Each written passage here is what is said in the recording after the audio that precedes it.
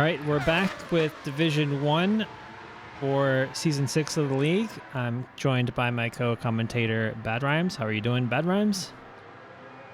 Doing great. Had a really good time with the Division 2 race and looking forward for some good action in Division 1. Yeah, we had lots of action and a lot of strategy playing out in the Division 2 race. And I think we're going to see a lot of similar stuff happening for this race. I think it comes down to, again, the tire degradation of that left rear and the left front tire. We'll see if the strategies for the F3500 car will be any different from the 1500. Yeah, I think that we will actually see a lot of strategizing here. You know, these are the upperclassmen, as it were, and so I think these guys probably have a pretty good idea of what they think is going to be best for the race. Yeah, and so we'll actually start Division 1 with a 11-lap sprint race, and then after the sprint race, we'll hop into the feature race. But for I would assume that for the sprint race, no one's going to take a pit stop. It's going to be 11 laps. So I think that will be the racing mediums for everyone. I think the mediums can last anywhere between 11 to 13 laps. So I think it's going to be interesting because they're going to have to do a little bit of tire management. But because it's also a sprint race, they're going to be battling for position. So like it might be an interesting situation where they're going to be fighting for position, but also trying to, like manage their tires at the same time. So there might be some strategizing around that as well. Like at the beginning of the sprint race, you want to just tuck in behind whoever's in front of you. And then towards the end of the race, when you have the tires to fight, you end up fighting the last couple of laps. Yeah, that's definitely the way you want to handle a short race like this. You don't want to eat your tires up at the beginning, fighting for position. You want to just stay in a group, stay in a place of strike, and wait for your chance towards the end of the race. Yep. Yeah, this is basically like like the sprint races you see in like F3 or F2 on like F2 and F3 race weekends in Formula One. So it'll be cool to see the different strategies play out for tire management in this sprint race, because you don't really see that like too often in the feature races. I feel like in the feature race, it's all about like your overall strategy and making sure you hit your times, and then getting past cars if you're on a faster compound. But there's no situation like this where there's only one tire, basically one stint, and you have to manage within the stint. So it's going to be a good race. I'm very curious about what the grid order is going to be for the sprint race. We were talking about that a little bit while we were off the air.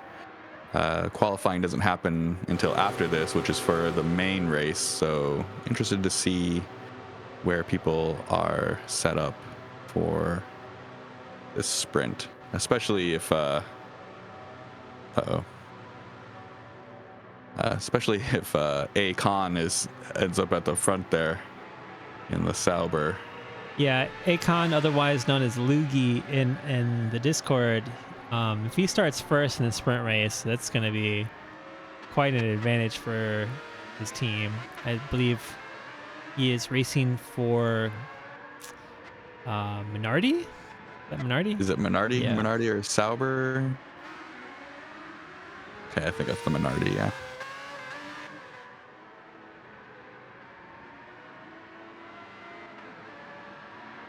Or no, I think that's Sauber. Yeah, that's Sauber. Yeah, the Minardi Still a has little the white disappointed. livery. Right, okay. Yeah. Still a little disappointed that nobody took Williams. But, can't have everything. Yeah, Williams has a great livery too. So the camel, the white and blue, like it's a nice car. Yeah. But it's like, I don't know. Sometimes like picking the best team is always could be like a curse, you know. Like you're putting the pressure, the additional pressure It's of the true. Williams brand on your car for the league season 6. Expectations are a little bit higher.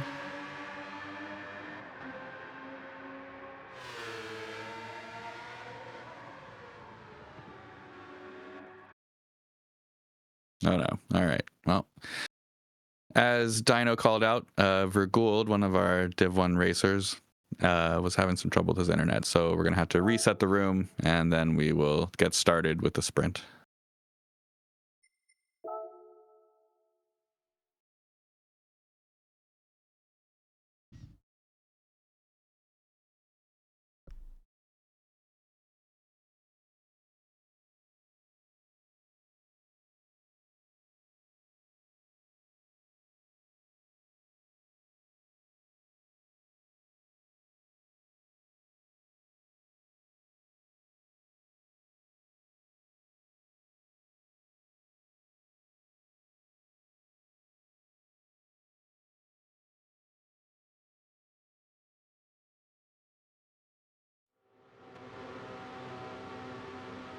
All right. Let's hope that everybody's problems are worked out and we can get to racing.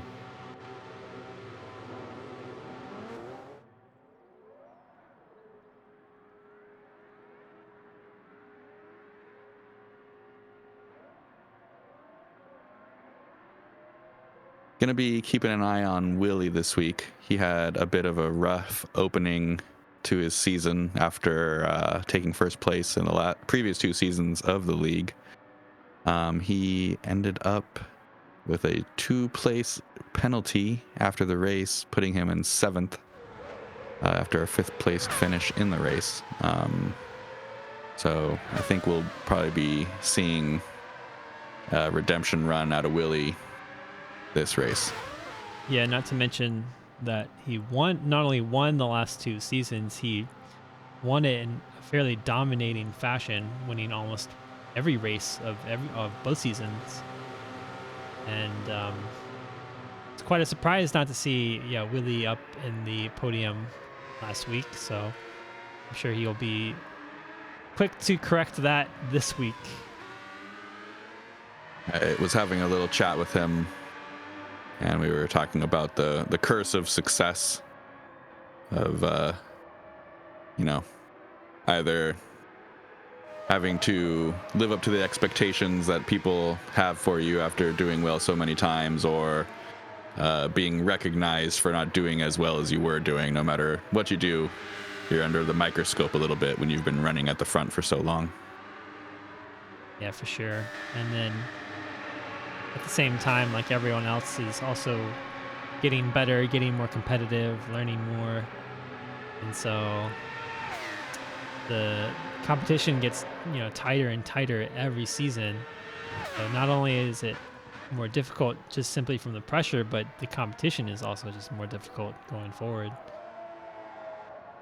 I think the competition in particular for this sprint race with Lugie and Stoles and even V8 Eater and Anthony Colazzo, it's just a stacked grid this season for these races for Division 1. And that's what you want to see, and I think that also speaks to what a great group LRC is. As there are always the aliens, there are the quicker guys, but even they have competition. They have people that can push in on them, and as the seasons go on, the drivers get better and better. I think you really get to see the value of racing over time with a group like this. Yeah, I think the sportsmanship aspect of it, I think, is what really is the glue of the league. We have practically all of the drivers this season, maybe except for one, like participated in previous seasons, and that just shows you like how much these drivers love racing with this group. And I think like every league that I ran in outside of LRC has a hard time retaining people season to season, just simply because of issues or incidents or conflicts or disputes and whatnot, or um, and granted, we have those too here at LRC, but we seem to do a pretty good job of resolving them as a group and moving on together, which is such a wholesome aspect of LRC that I really really enjoy. Hmm. Yeah, I've definitely noticed the same thing. And, as I've gotten deeper into sim racing, I see more of the LRC guys, in other sim racing games, people getting into Assetto Corsa, people getting into iRacing, LMU, that sort of thing. But everybody seems to also gravitate back to kind of the comfy home, a lot of people's first sim game, Gran Turismo, for the league, just because of the things that you've been pointing out. It's a solid group, low drama, keeps things professional and fun.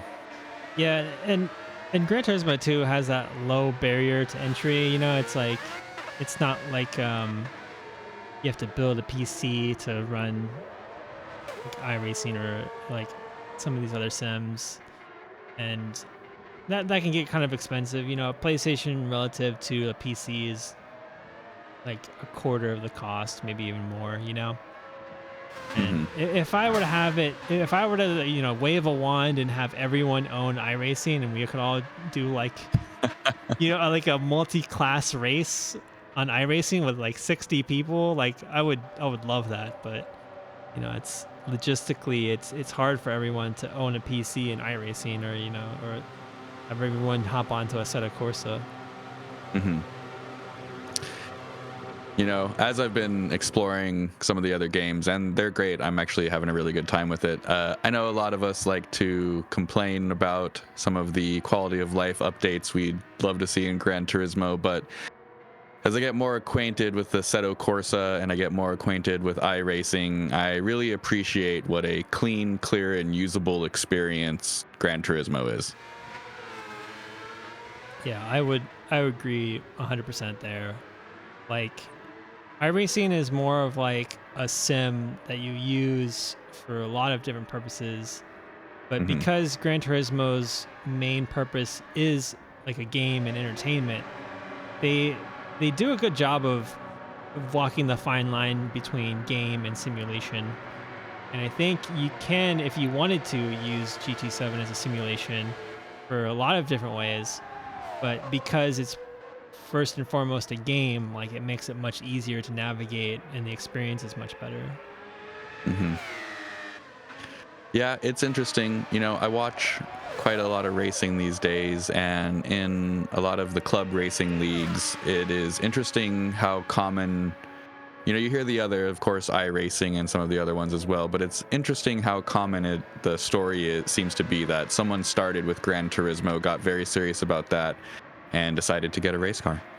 Yeah. Um, so even with the more we were discussing in the Discord earlier, the sim cadiness of Gran Turismo 7, there's still enough learning there that you can take some of those skills into the real world with you.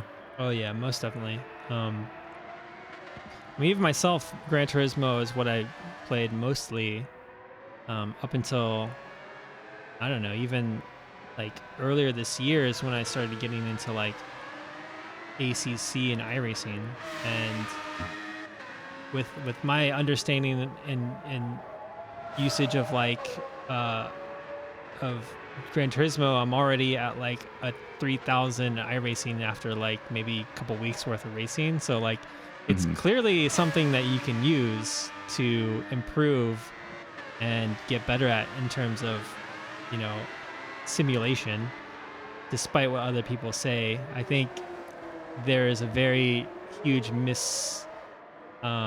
misunderstanding that like you need to have real life simulation physics that has to be 100% accurate in order to be good at something. Hmm. Yeah, Like you I just agree. I said think there's earlier. just Yeah, like you said earlier, just lots of professional drivers grew up with Gran Turismo. So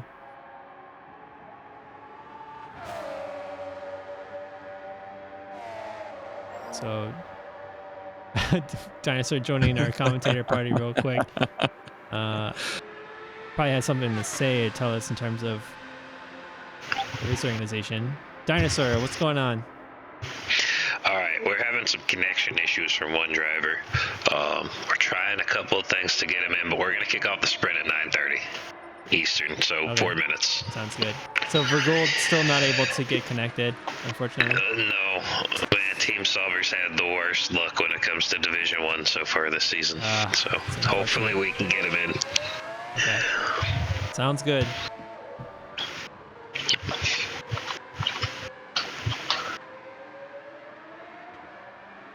The bummer. It's, I always just try to think about it when you have these sorts of problems in these games that are connection issues. I just think about people at real races that you don't get off of lap 1 or you don't get off the starting grid because of problems with your car. You just kind of have to chalk it up to that same sort of thing. Yeah. This your internet connection's your engine here. And if it doesn't fire up, well, your race day's over before it got started. Yeah. Just like in real life racing, you have technical issues. Can happen to the best of us.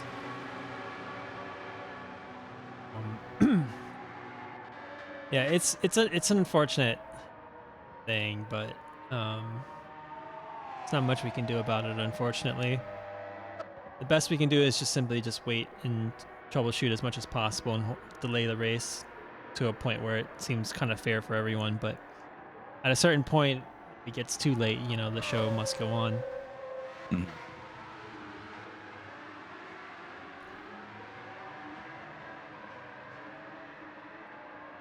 So I'm part of all of the team private chat, so I get to see what's going on in the behind the scenes, and it's Dutra is unable to race due to forgetting a power cord for his, I think it was TV or PlayStation or something. So Yeah, I think it was his TV. Dutra unable to race in the first 2 weeks of the league. That is a bummer. I guess he is on a trip somewhere or out of town. He brought everything with him except that cable. Yeah, so Dutra, we're waiting on Vergold. We're trying to get him in. Yeah.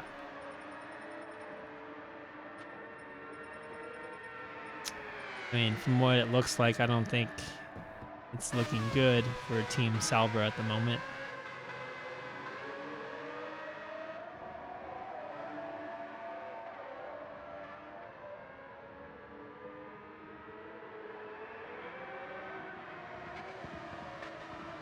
Yeah, so unable to field their top driver Dutra, so Dutra will be on the sidelines watching. But at least you guys got Lugi as a substitute. Hopefully Lugi will be able to deliver for you guys today. So I'm keeping an eye on the league chat in the Discord here, and it looks like we might be getting Kip Dunkel as a last minute replacement. All right.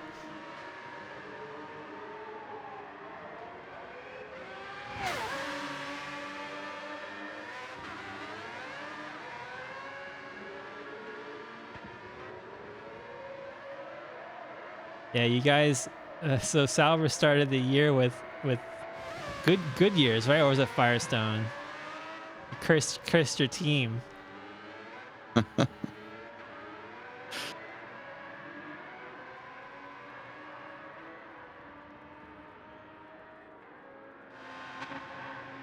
Looks like Accession has left the room. I hope Accession didn't have a disconnect. Yeah, Dino is calling him back, which he better hurry because it is about time to get going. Ollie, nope. So sprint race first. It's going to be 11 laps, and then after that we'll be qualifying for the main race, and then the big show. Kaido, it's been a while. Welcome back. Have you been sim racing recently, or have you been taking a break? You still streaming?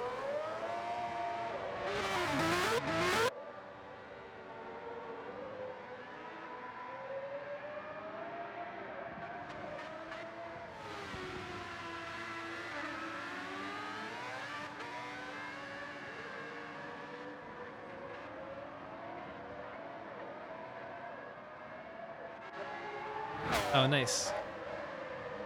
How do you like Le Mans Ultimate? Um, you were doing iRacing at some point too, right?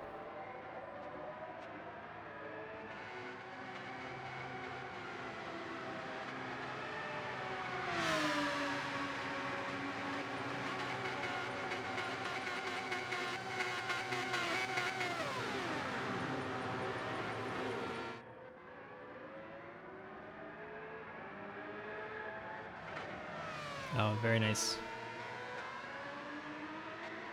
All right, so while we wait here, we can go over the current team standings. Well, not current team standings, the team standings after the results of round one, excuse me.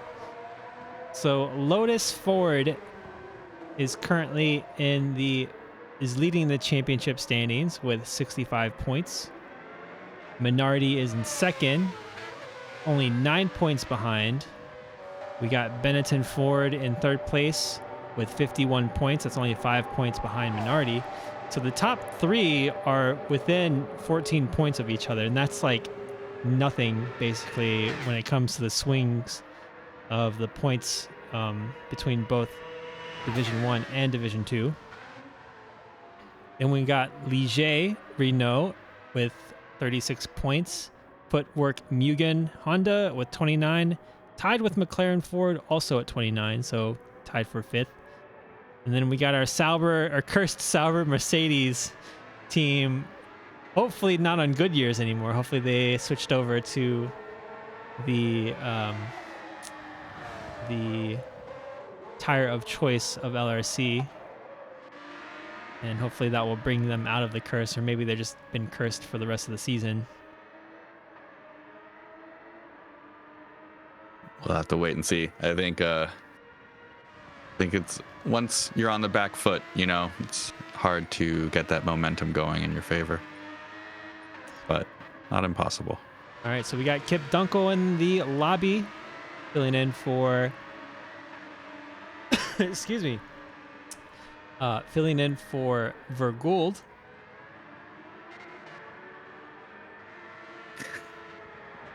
Ollie, yeah, we were talking about that during your race. It seems like the hards were a bit of a struggle for everybody. Not the easiest tires for this track. Yeah, and looking at how difficult it was to use the tires and how slow they were relative to the mediums, I'm thinking the optimal strategy for Division 1 might end up being something like 3 mediums and a soft at the end. If degradation is extremely high. If degradation is not extremely high. So again, like the pit stop delta is about 25 seconds-ish if you change your tires. It's not absolutely terrible, but again, the pace difference between the mediums and the hard is such a huge difference that with the extra length of this race, it might be worth just running mediums the entire race and doing a soft stint at the end. Yeah, the space between a medium and a hard isn't always so large, but it was pretty stark in the Division 2 race that the hards were just not the tire to be on. So if I had that in my strategy and I was watching Division 1, I might change what I was doing for my own race. All right, so we got Vergould back in. Looks like his connection is still buffering, but Accession is back into the lobby.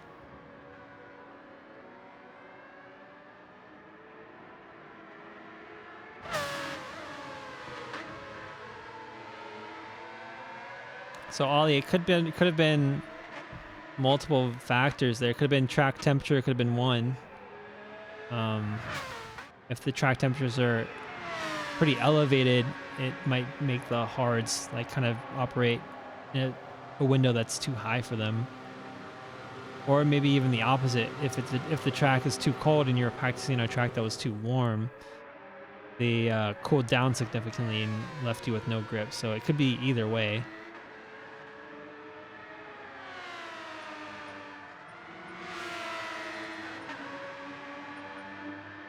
Oh, and I think we lost for Gould again. Oh.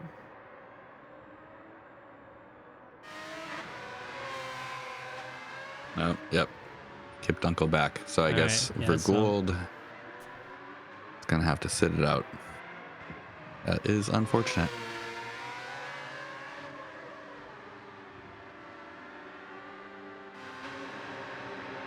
I think Kip will have to do for now.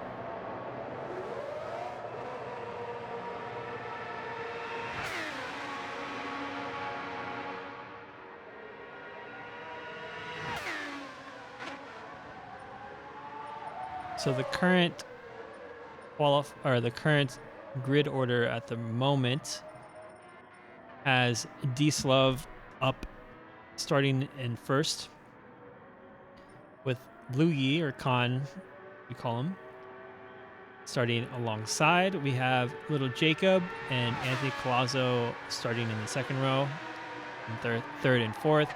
Little Goron starting from fifth. Willie starting from sixth. I suspect these will change since Kip will likely start on the front row. Accession might start up somewhere in the top 5 as well. Yep, so Kip starts fourth. We have Anthony Colazzo currently starting from 6th place. Goron from, 5th place.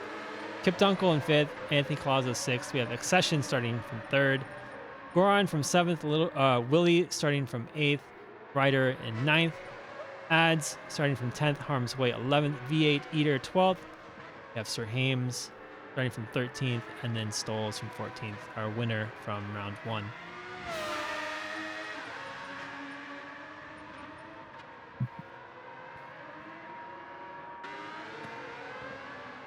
All right, so Dennis are finally giving us the approval, getting ready to go here. All right. Interested to see how this goes for Kip, getting dropped right into the middle of everything after just finishing a race.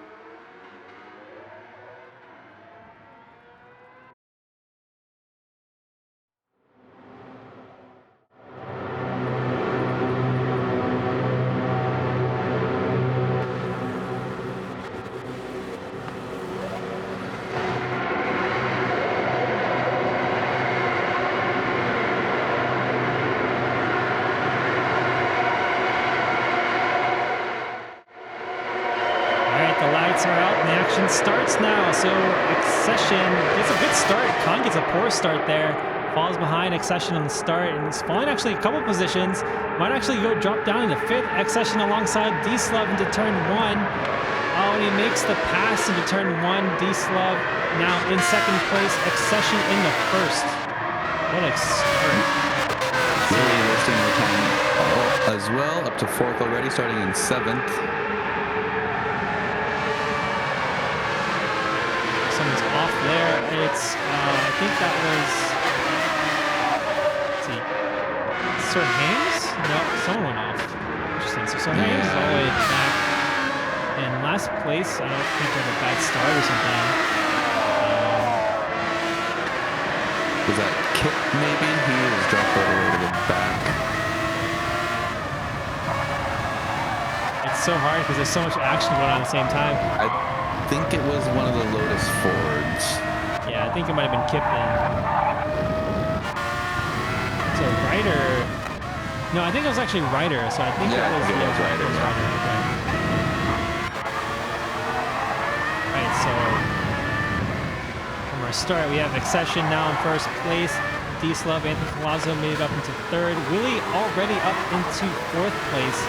Started from 7th or 8th, I think. V8 Eater also made a ton of positions, and Stoles already in the 6th place, starting basically from last. So crazy start from Stoles.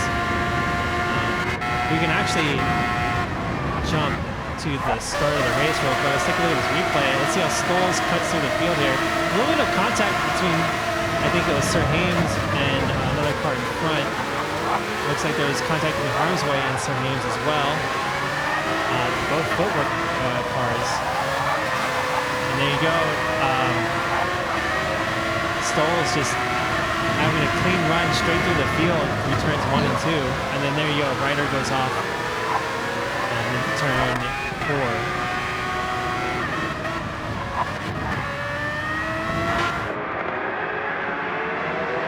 So looking pretty good for the McLaren boys at the moment. Yep. Great start for them. Accession not running away with it yet, but definitely putting a little bit of space between him. He's going to be hoping that Anthony Collazo and Dieslov start fighting a little bit, give him a chance to get away.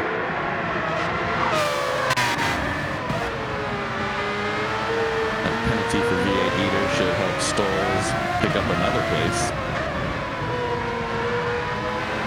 As long as he can keep right behind them like this.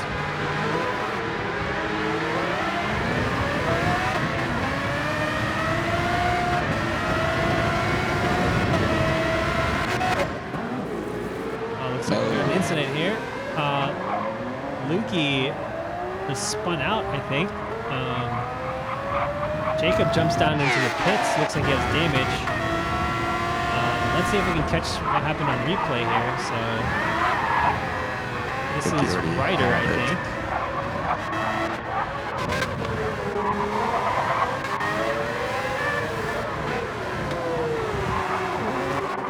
I think Lukey just spun out. Let's play that back real quick with Lukey on board.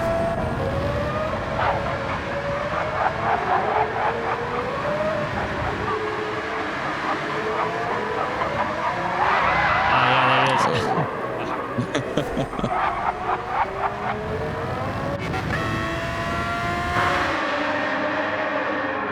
Dieslov got into first while we were looking back there, so he got past Accession. Accession flipped back 2 places, so something happened to him there that has allowed Anthony Collazo and Dieslov to get by. Willie putting the pressure on his teammate there. Oh my God, the racing is so tight. It's just, you get off your line, it's like you lose 3 positions. Stolz got up to 5th, but V8 Eater just applying the pressure. Oh, that's a little rough. That might be a penalty.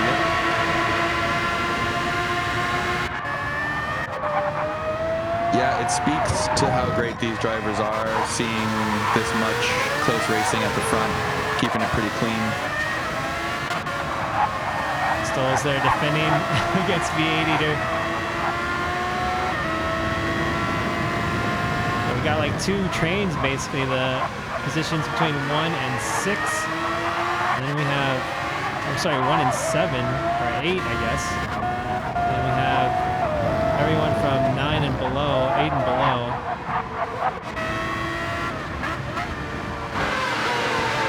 Really up into 3rd, so a great start for him in the sprint.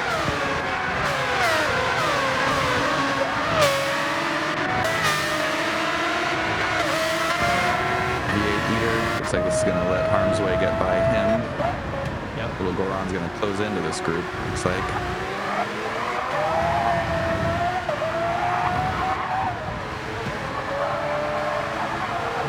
Bad situation there. Harm's Way making his way around Accession. Oh, we got some concertina effect, and then Goron picked up some damage. Accession is okay, but V8 Eater also has a broken front wing. So Accession has been sliding down in the order. It's fallen to 7th place after maybe it was a mistake somewhere in Sector 1.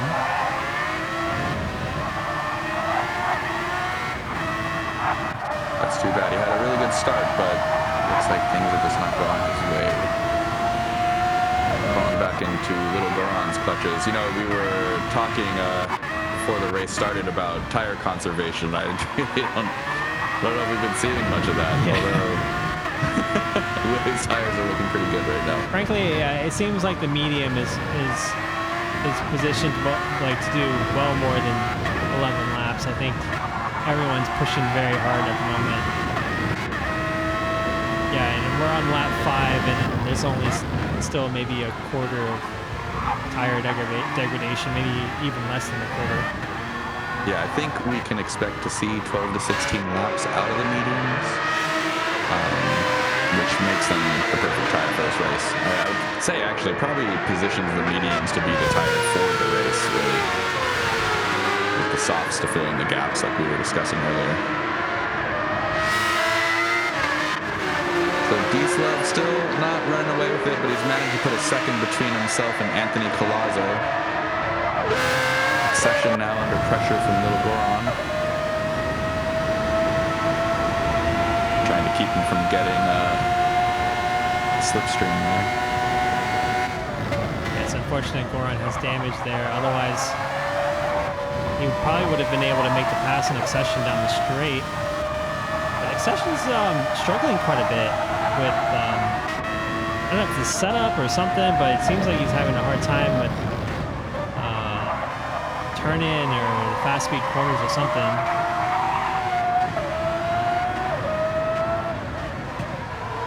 So far he's managing to at least hold Little Goron off, but we'll see how long that lasts. We'll have quite a ways to go. Luigi tries to make a pass on the outside of turn 5 and gets alongside Ads going down to turn 6. Ads still ahead and takes the defensive line, making their way up to the fast right-hander. That's turn 9. Luigi unable to make the pass, unable to get it done.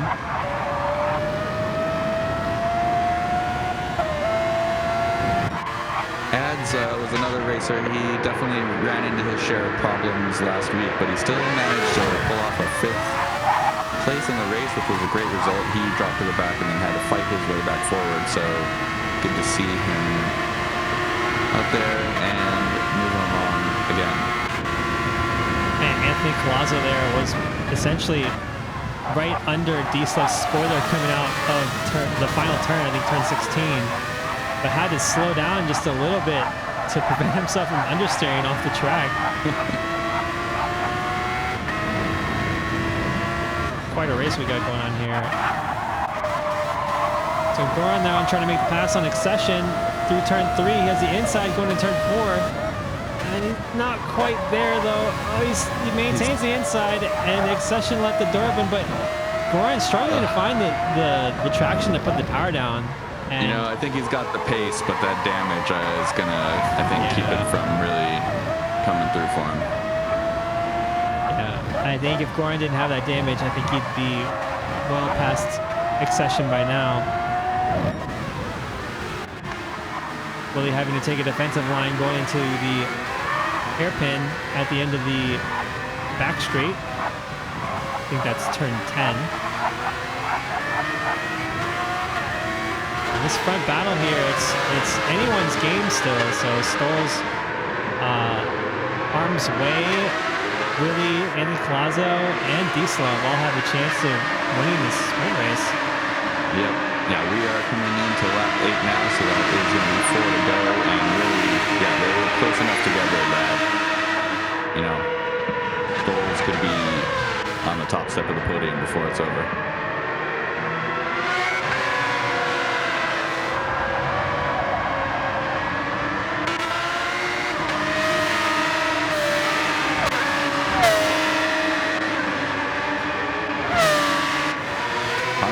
Getting in there as well. Not much of a gap from him to the rest of the group, so even he has it's just going to be how brave you're going to be in those last couple of laps.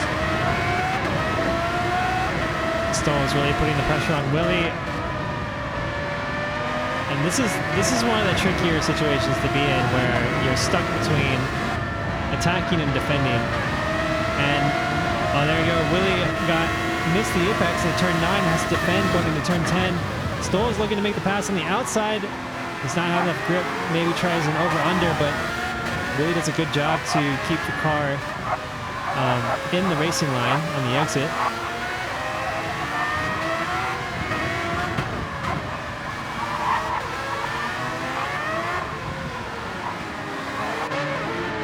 It's a pretty tight course, so, you know, setting up the pass at the right areas of the track is really paramount here, because a lot of the places around this course you don't really want to be side by side.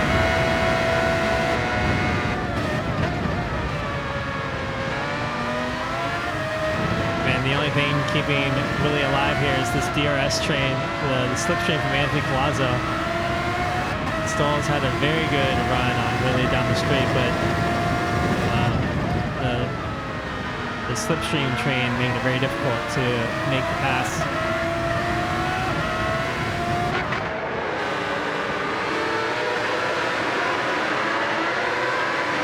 It's interesting, you can see Stoll's catch up quite a bit to Willie at the end of sector 1, so it seems like maybe Stoll's is running a higher downforce setup and Willie's running a lower downforce setup, seeing that Stoll's can't quite catch Willie on the straights. Yeah, they might be set up in such a way that the advantage, I'd love to be able to see an overlay of where each of them has the quicker time around the track, like you get with F1. Yeah, there's somebody. Oh no, Anthony Colazzo there. Oh, going off track. Oh my goodness. Looks like there's a little contact, but no damage between the two and everybody together. But that is a real great opportunity for Willie, and he's making use of it, putting some space between himself, Anthony, and Stolz. Interesting. So I'm surprised Stolz didn't try to. Anthony Colazzo there, not confident on the brakes going into turn 1, loses out to harm's way as well. You know, sometimes once you have one incident, your nerves can get a little frazzled. It can take you a little while to get back on top of things.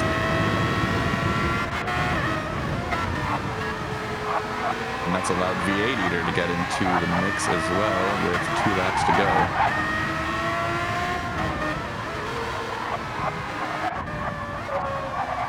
So this battle between Goran and Accession still going on. Goran trying to find an opportunity to make the pass, but he just cannot do it.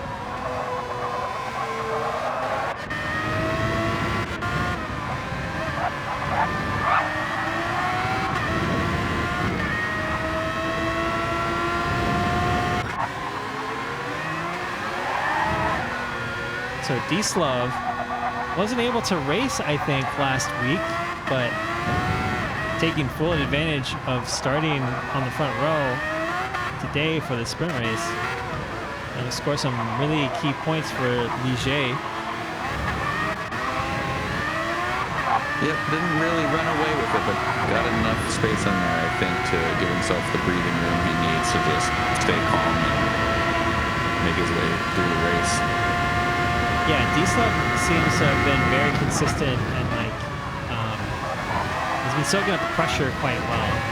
Hasn't made any huge mistakes. Seems to keep the car quite on track and having some clean laps. And they say that Willie made a little bit of a mistake going into turn 3. Now has Stolz breathing on his neck. I think this is going to be the battle to watch as we get into, well, we are on the final lap here, so we'll see if Stolz, how much of a thrust Stolz can make here in the last few turns. And this track is so difficult to pass on when you have dirty air that's generated from cars like these. It's every straight essentially has like a high speed turn before it, and you just lose so much downforce. It's hard to keep up with the car going into the straight. So I think Willie will be able to easily defend this position going through the last couple of corners. He just can't make a mistake at this point.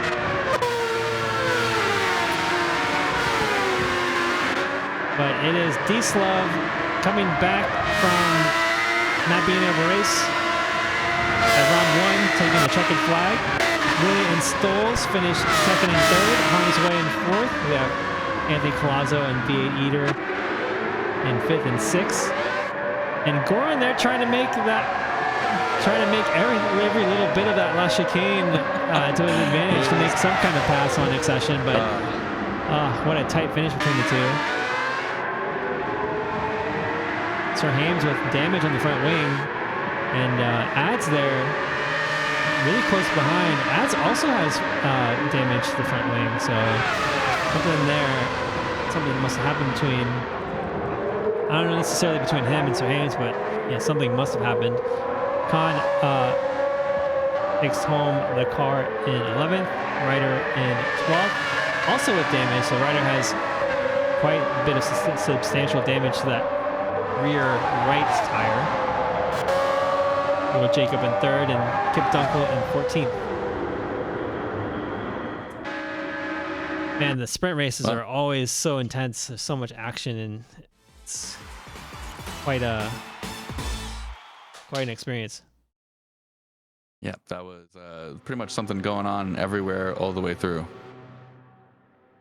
right, so let's take a look at the results one more time in a less chaotic fashion. So again, Dieslov takes the win for the sprint race at Catalunya. Willie is 2nd. Stolz takes 3rd, but also has the fastest lap. I don't think we score points for the fastest lap for sprint races. Correct me if I'm wrong. Harm's Way in 4th. Anthony Colazo 5th. The V8 Eater in 6th. Scoring some crucial points for Minardi. Accession in 7th. Goran in 8th. Sir Hames in 9th. We got Ads in 10th. Lugi in 11th. Ryder in 12th. After going off, I think it was in turn 4. And then Little Jacob in 13th and Kip Dunkel in 14th. Well, if that's what we got for the sprint race, I'm pretty excited to see how things go in the main event, especially with all of the strategy playing out as the race moves on. Yeah, I always feel like a bit like scrambled when trying to commentate and stream for a sprint race, because it's just like it's so short, and then you have barely any time to like look at like any of the battles going on, and it's just like it's really chaotic. There's a lot of stuff going on in sprint races. Yeah, definitely. It was different than we had imagined at the beginning of it, that people would take it easy. It was pretty much pushing hard all the way from start to finish. Yeah.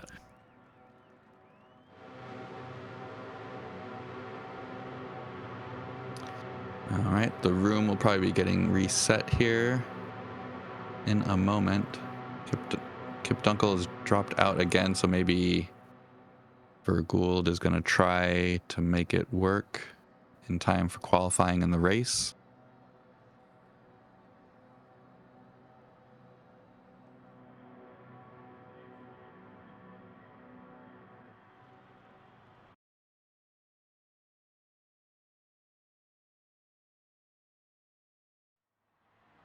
All right, so we got our room reset. We're going to go through 10-minute qualifying session and then our feature race of 46 laps. I forgot we still have to go through qualifying. These these race days are going to be long going forward. So we got the race. It's probably going to be you have an average of like what, a minute and 30-second lap or so. Mm-hmm. So that's going to be like an hour and maybe 15-minute race, 10-minute race. Yep, gonna be a late night for me here on the East Coast. Yeah. I'm on the West Coast, so it's not as bad, but still like commentating for like, was it 4 hours is never an easy task. Mm-hmm. But again, we did have that delay, so it's not like gonna be always like this, hopefully. And hopefully next time Vergould will be able to join the lobby. Unfortunately, didn't work out for him this time. Well, let's see. You know, Kip did drop out, so I wonder if Vergould is going to try to join again.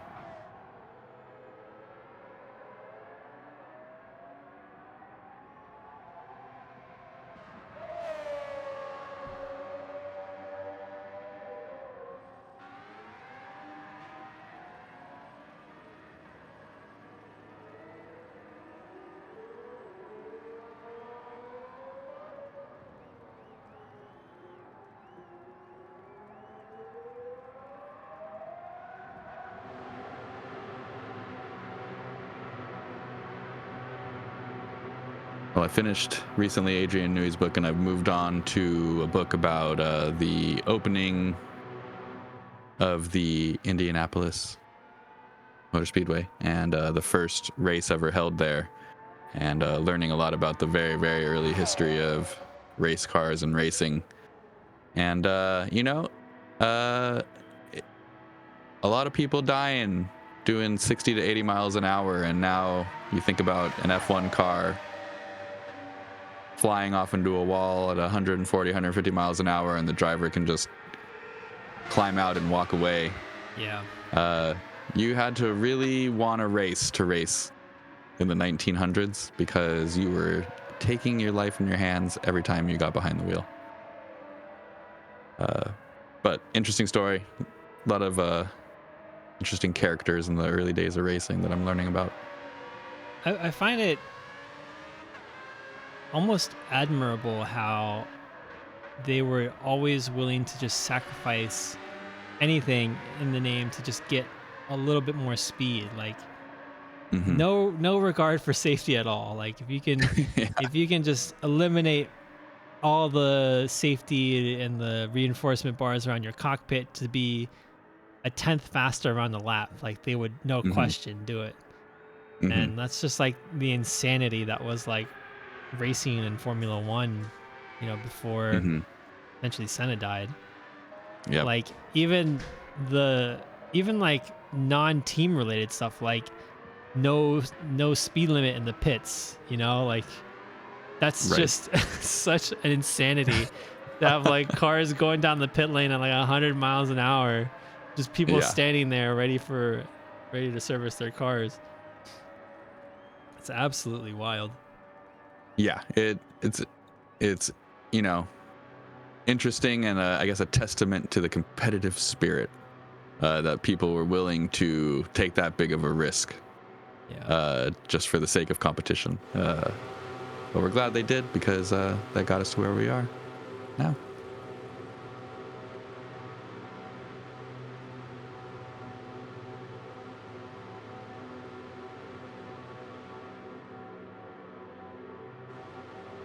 Right.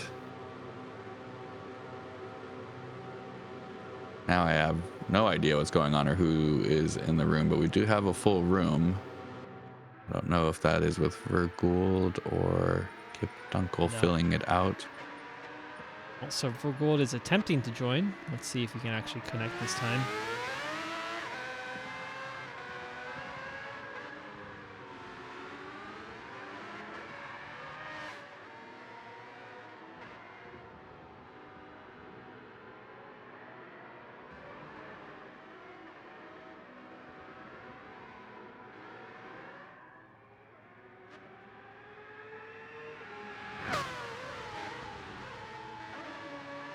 How's it going, back marker? You had a really good race in Division 2 today. Unfortunate incident there with Nixon, but you made up. I think you made the best of the situation.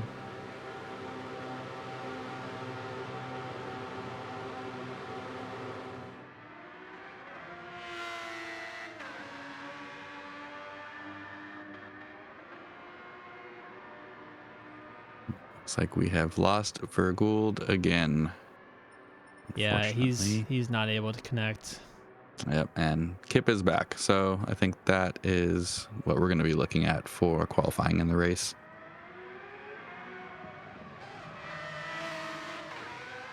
Yeah, if you didn't have to pit, yeah, it would have been pretty close, I think. The pace difference between soft and hard is like substantial, so it would have been interesting to see it actually play out to the last lap.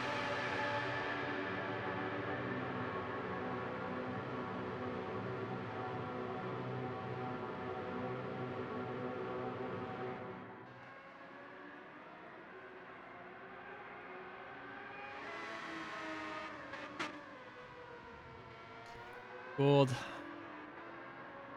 gotta fire your mechanics.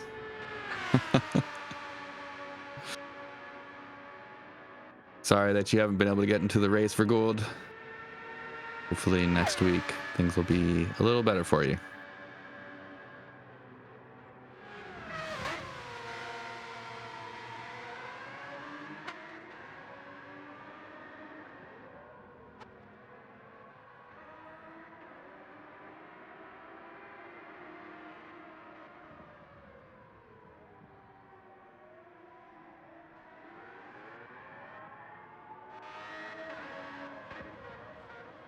Sometimes that's just racing. Like that's just how the cookie crumbles sometimes. I had a league race, or I had a league once where I think it was 3 races out of like 8.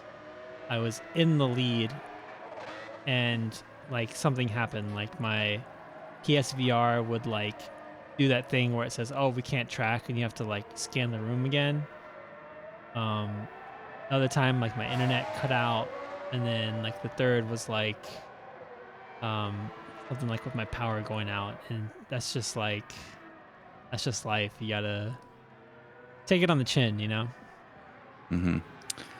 Yeah, I had a race in another league a few weeks ago, and I was on track to have my best result of the season, definitely a podium finish. And for the first time ever, my wheel decided to overheat and shut off a couple of laps before the end of the race, which was pretty disheartening. Yeah, it's devastating.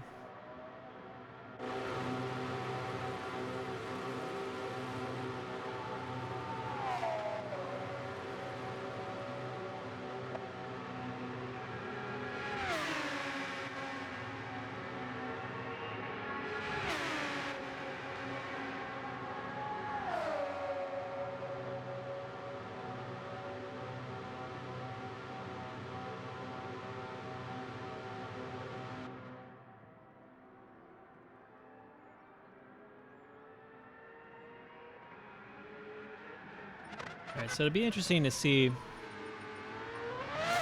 like we were talking earlier, if the hards end up being problematic, like it was for Division 2 drivers on this card. Mm-hmm. I think the time of day is slightly different compared to Division 2. So I think Division 1 is running, if there's a time of day here, early morning. I guess they're both running early morning. I think Division 2 ran early morning as well. Yeah, I believe both races run from the same time. I wonder if post Division 2 there was any chat in the team channels about maybe staying away from the hards or readjusting your plans I bet, before. Yeah, I bet a lot of Division 2 drivers are reporting. Okay, so qualifying is early morning, and then the race for Division 1 is in the afternoon compared to late morning for Division 2. So it's actually going to be higher temperatures for Division 1. And again, I like that that might be problematic. I love that attention to detail, that because there was the sprint race, by that nature, the qualifying and the feature race are going to take place later in the day than they would for the Division 2 racers. I love that. So great job, Dino. Nice. Great to have you on board, Riley. That was a fantastic race that you had. Good job. Yep. Taking home the win.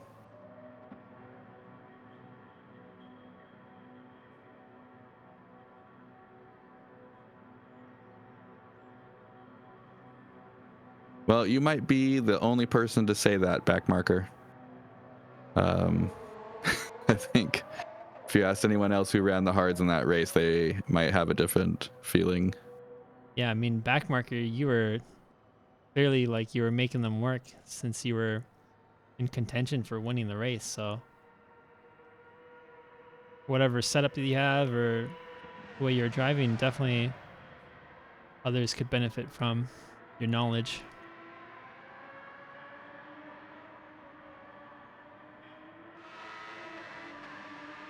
So it's been interesting so far that none of our races have had VSCs so far. Mm-hmm. And maybe if we do have one here, like it's going to be a very huge wrench that's going to get thrown into everyone's strategy. Mm-hmm. Yep. Yeah, once the yellow comes out, kind of changes everyone's thinking and how to run the rest of the race. All right, so qualifying is getting underway here, and we'll join our cars very shortly on track. Finally says preseason had enough VSCs for the entire season. I would agree with you there. If we had like, so the preseason race like got me really sweaty, being, you know, the head steward. So I'm very grateful that we haven't seen any yet, and the racing has been very clean so far. And even with the amount of close racing that we've had, it stayed clean, which is pretty impressive. All right, everybody hustling out onto the track. Hopefully they space out a little bit before they get the first flyers in. Still really love those footwork liveries. It looks good.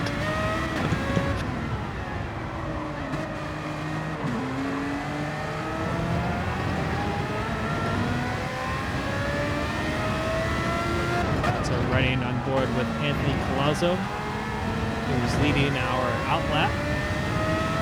We'll ride with Anthony Colazzo through the first hot lap of the qualifying session.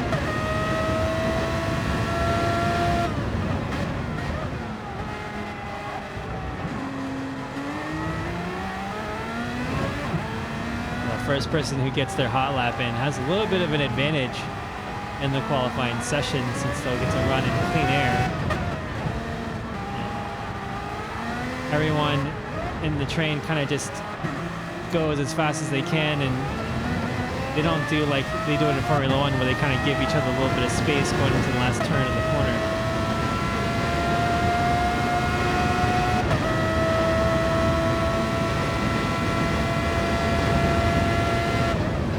Hitting 205 there, going into the braking zone of turn 1.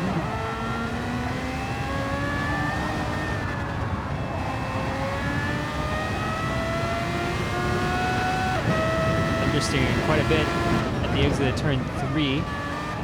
Keeps it pretty nice and tidy around turn 4.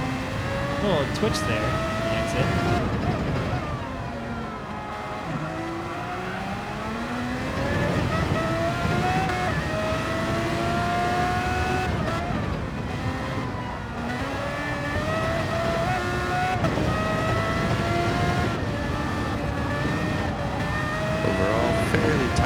So far, a little bit of slipping here and there, but he's keeping it pretty neat as he makes his way through. It'll be interesting to see where everybody else stacks up as Anthony kind of sets the benchmark for qualifying.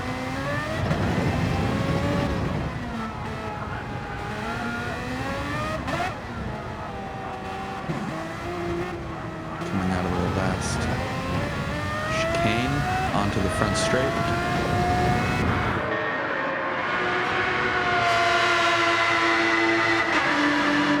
right, let's see where everyone else slots in.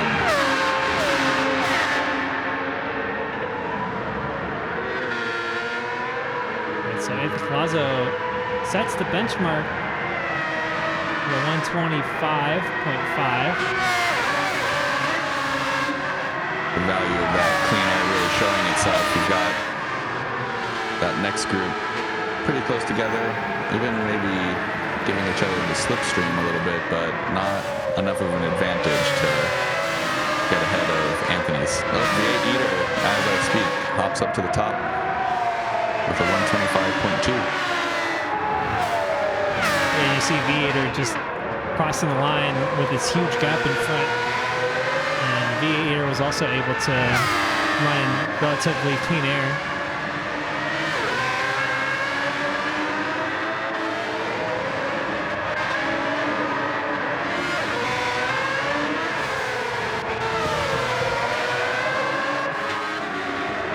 So we've got ads currently down, starting from 9th position so far, Accession in 10th. Little Jacob in 11th. Little Jacob, currently the captain of the Ligier team, struggling to find some good pace on track. had an absolutely stellar qualifying shootout.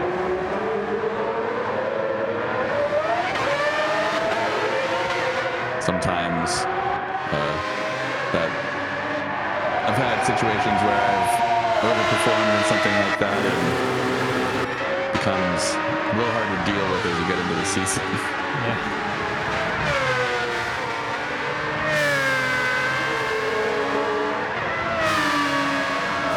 I've seen people coming to the pits to get fresh tires, which I think is probably the smart move here.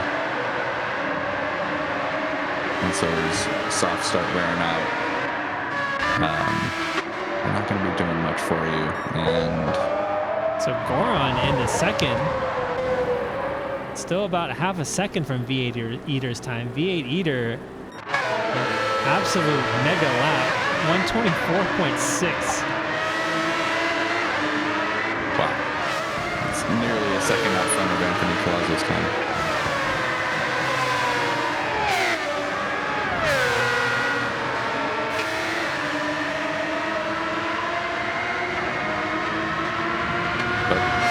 Colazzo on those fresh softs now, so we'll see what he is able to do once he gets through this outlap.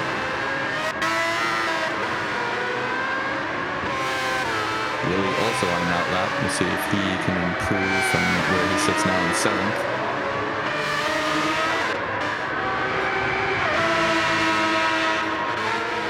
Got Luigi in 4th. Maybe getting a little bit better feel for the car now after a rough first performance in the sprint race.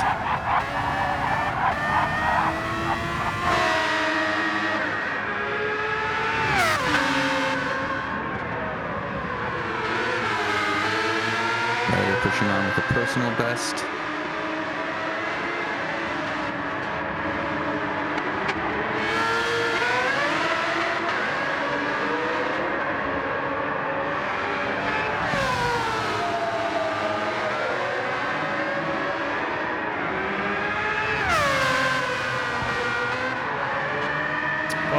Look at that slide going out and exit at turn 9.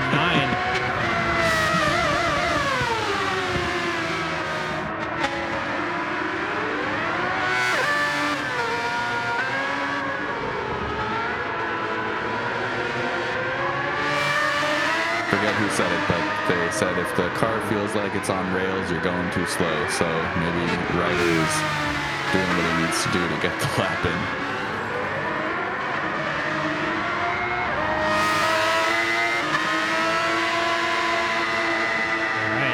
That is enough to improve up to 3rd. Still 6/10 off of V8 Eater's time, though, so I think it's going to be hard for anybody to match that. If I remember correctly, last week V8 Eater was very fast in qualifying as well, so his 1-lap pace is pretty fast. Yeah, I think last race, was it V8 Eater who had the false start? Or yes. Yeah, it was V8 Eater. Yep. So Willie jumped into the 4th and was quickly replaced by Khan. And now Anthony Colazzo has fallen down to 6th. Ads jumped up into 7th from 9th place, only 7/1000th of a second faster than D-Slub's fastest time. And with that said, Stoles jumps up at the provisional pole position with a 124.5. Be interesting to see if in the next minute V8 Eater can get in a lap. V8 Goron, that's like V8 Eater can get a lap in to get that 10th that Stoles has on him now. That's a pretty mighty lap, though. V8 Eater on a flying lap right now, but has a little bit of traffic ahead of him. He's not improving on his personal best.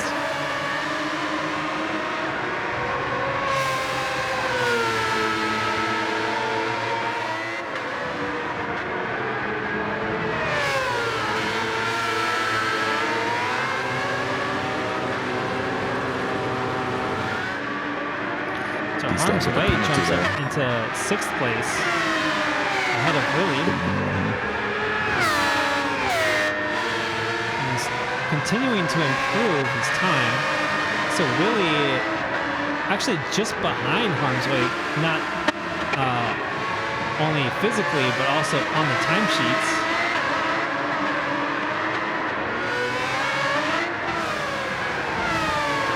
Let's see if Willie's improving at all on this lap.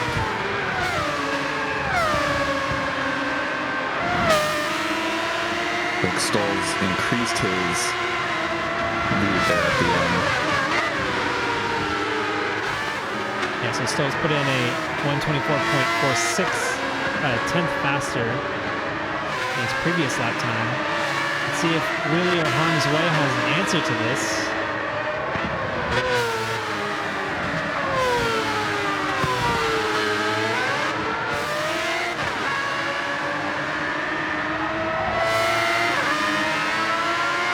So Anthony Clauso crosses the line but doesn't improve. Harm's Way improves but doesn't improve position. So it looks like positions are staying the same as of now. Ads does not improve.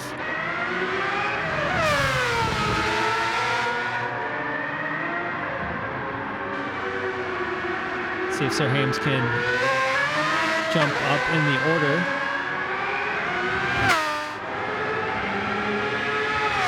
He does. He jumps up to 8th place. So good hot lap there by Sir Hames, doing work for Minardi. And I think that is it for qualifying. I think that is our last car on the hot lap. Oh, it was a great lap there at the end by Sir Hames. That's what you want when you're getting that sneaky little last lap in at the end. You want to do something that makes everybody pay attention.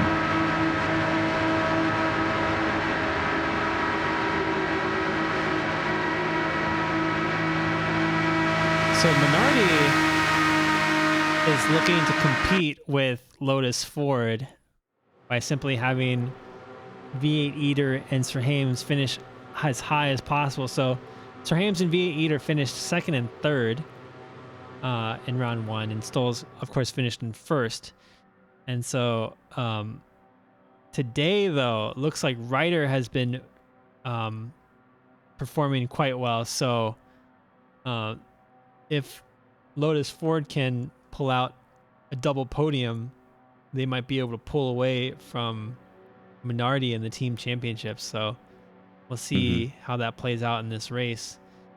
Goran, though, in the top 3, qualifying 3rd, is a huge jump for, I believe that is Benetton. So hopefully they can get some solid results today.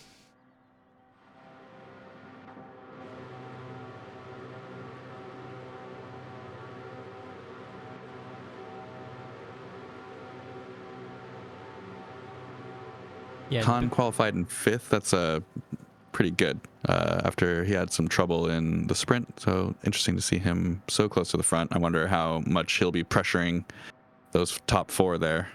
Yeah, Khan is a very, very talented racer. And so after a few laps and getting a little bit of acquainted with the car, I think he might be able to perform pretty well during this race. It kind of just depends on his comfort level as the car becomes more unstable due to tire wear in the stints. Hopefully he'll be able to keep the car on track. But again, like the top 3 teams, so Lotus, Minardi, and Benetton, all fighting for the lead in the championship right now, are all like up there in the top 3. So like, yeah, Goran starts, was it 3rd? We'll wait till we see the order again. It was Stoll's for Lotus starting in 1st. We had Goran from Benetton starting in 3rd, I think, or was it 2nd? I think it was 3rd. And then V8 Eater, I believe, was starting 2nd, and V8 Eater is part of Minardi. So those 3 teams just neck to neck right now.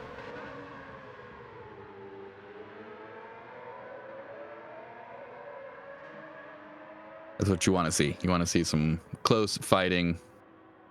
You don't want things to get too spread out. You want to keep it interesting, keep everybody pushing.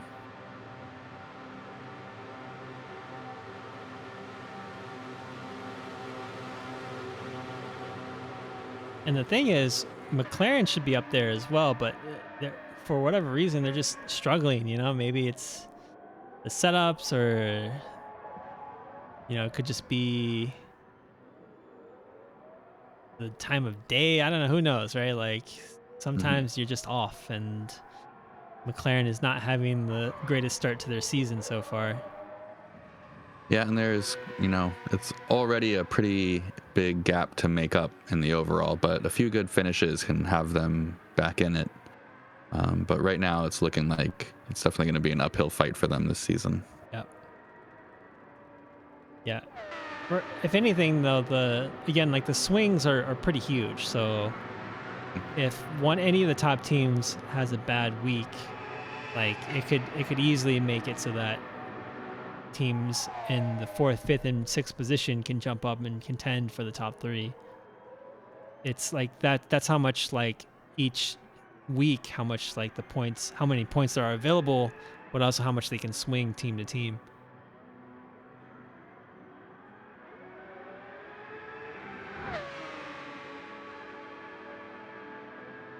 Yeah, there's plenty of races left. And then also, I think this season, Dinosaur is doing a drop week. So the week that you had the least amount of points gets dropped.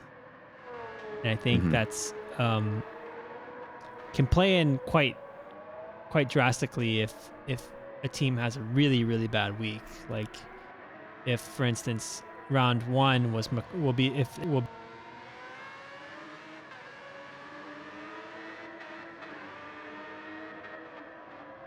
Oh, lost you there. Oh.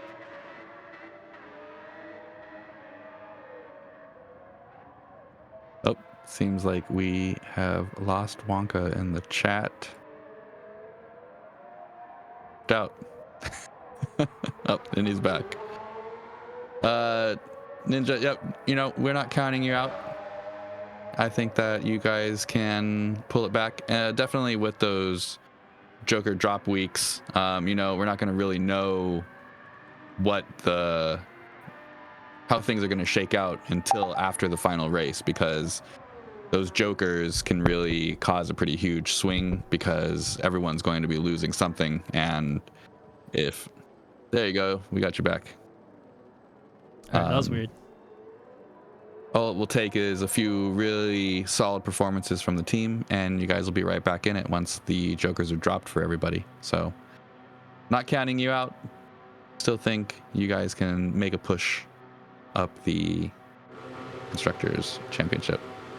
Yeah, the only tough part is that if a team is absolutely on it, like Stolz, for instance, if he's on it the rest of the season, it's just going to be a tough hill to climb. But if anyone can do it, I think Team McLaren would be able to do it.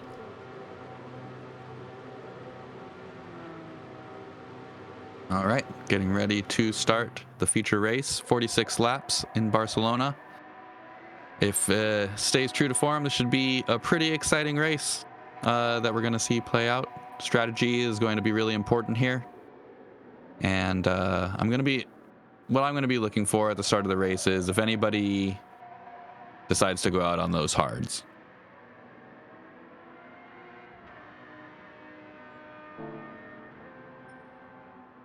Right away as well once we start the race. So with that being said, we're going to jump into the race in just a bit.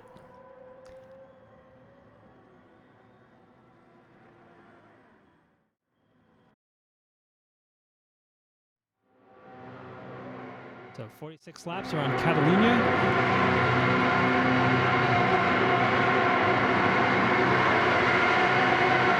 Stolz will start next, a V8 leader. V8 leader looking to have a much better start than last race. So So we got our 5 lights on and off, and the action starts now. So Stoll gets a good launch, but Via Eater gets an even better launch. Via Eater jumps up into first place. Stolz is in second. Goran maintains third position. Stolz defends on the inside against Goran, successfully defending the second place position. Harmsway under attack by Ryder. I think Harmsway actually jumped up into fourth position from fifth. I think Ryder started from fourth. And Goran there having a little bit of an issue coming out of turn 3 and lost 2 places and is on the outside of turn 4. Sir Hames jumping up into fifth position. Really on the attack now. Goran sliding back even further in the field. There's a little bit of contact between Goran and Ryder there, just a touch of the wheels, so I think that unsettled him enough to let Hames get through. Oh, really under pressure from Anthony Collazo here, coming on the outside. Really, Anthony Collazo goes deep and concedes the position. Or I should say, Willie defends the position, and Diesla picks up the position that Anthony Collazo gave up there going into turn 10. When the pack's this tight, the littlest mistake can be really costly this early in the race. It looks like Lugi is right on the heels of Ads going down the front straight. I think he has lost some position from the start of the race. I believe Lugi was a little further up in 8th, 7th.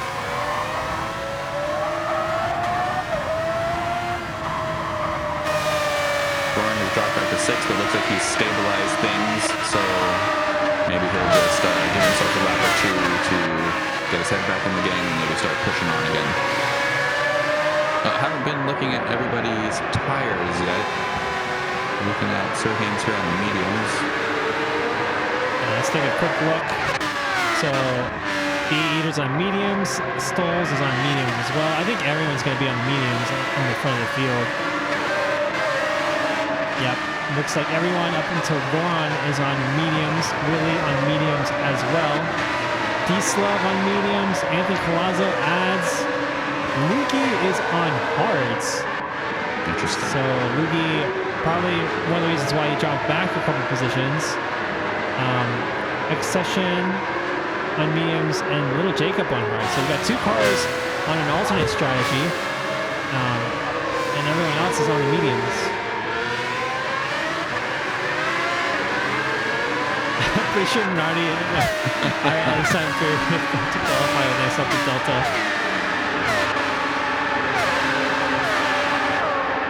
I believe that means that you do not get to start the race. Yeah, Minardi was incredibly bad in the early 90s.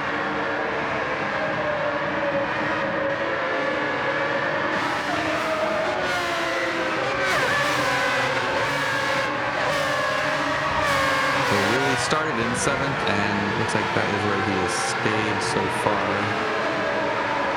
But he's not dropping too far off the leaders.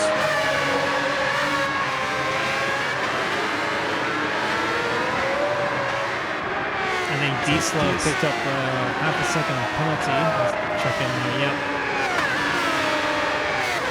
That'll make him vulnerable to Anthony Collazo, who looks like he has slipped back a few places now. Yeah, it's pretty easy to pick up track limit penalties because it's kind of like Austria, where like if you go wide on the exit some of these turns, you can pick up a penalty pretty easily. Anthony Collazo there trying to break deep into the corner on the outside, but not able to make anything work. That's the second time we've seen him do that so far, and it's cost him each time. Yeah, and in fact, that's how D-Slov was able to pick up that 8th place position from Anthony Collazo as well. Oh, but D-Slov there makes a tiny bit of mistake going out of the chicane and might allow for Anthony Collazo to get the slipstream down the straight. We'll see if it's enough to get alongside into turn 1. I don't think it will be. Nope, he's going to have to just settle in and look for an opportunity maybe later in the lap or next time around. So Willie's managing that gap to Goron, but not closing it in all the way. Late on the brakes there to close in a bit, but it widens right back out. Yeah, and this track is notoriously difficult to pass, so it's likely better to just maintain and manage your tires, maintain your position and manage your tires. And I think that's what Willie's doing right now, trying to avoid any unnecessary extra wear on the tires. But Goran makes a little bit of a mistake there on the exit of turn 9, looks to defend the position on the inside, but Willie able to make the overtake on the outside. Surprisingly, I don't see a penalty for Goran there, but it looked like he might have gotten one. He went out pretty wide there in that turn, but he got away with it. Yeah, it's likely that Goran slowed down enough after exceeding the track limit on the outside of turn 9, so that he doesn't pick up the penalty.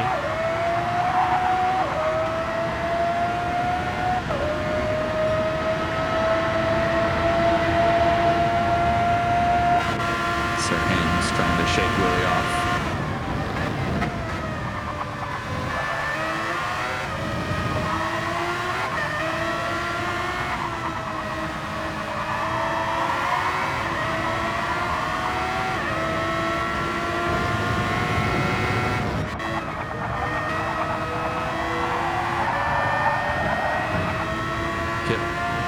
Standing in for Gold, who is having connection troubles here. He's in 12th, holding his own up in the Division 1 after racing in Division 2 earlier.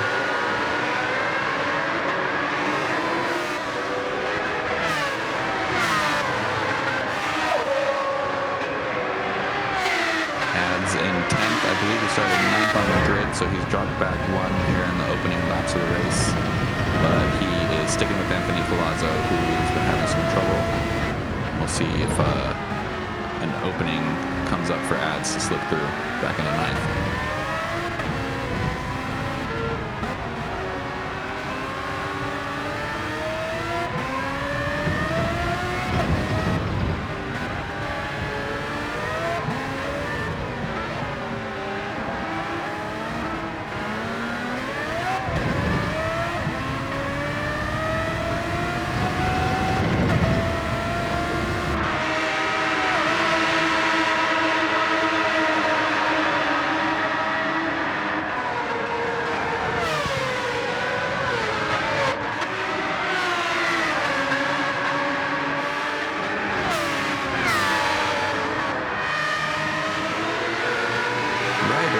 Into 4th. I forget where he started on the grid, but I believe that is a pretty good run towards the front for him. I think Ryder actually started in 4th, so I think he's in that neutral position. So it was Stoles beat Eater, and then Goran started in 3rd, and then it was Ryder. Harm's Way jumped up a few positions since the start of the race. Harm's Way started, I think, like 6th or something like that. Yeah, I saw last week, Harm's Way, he seems to be a pretty methodical driver, nice and solid. So not surprised to see him up near the front pushing. Willie definitely keeping the pressure on Sir Haynes.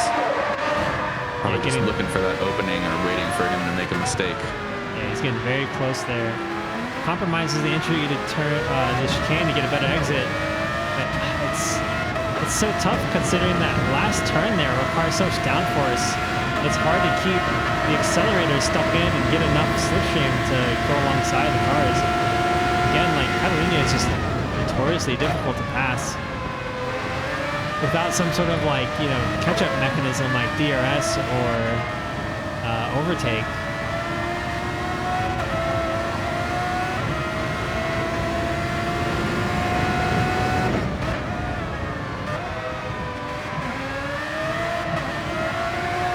See, he's backed off a little bit now. A little twitchy on the inputs.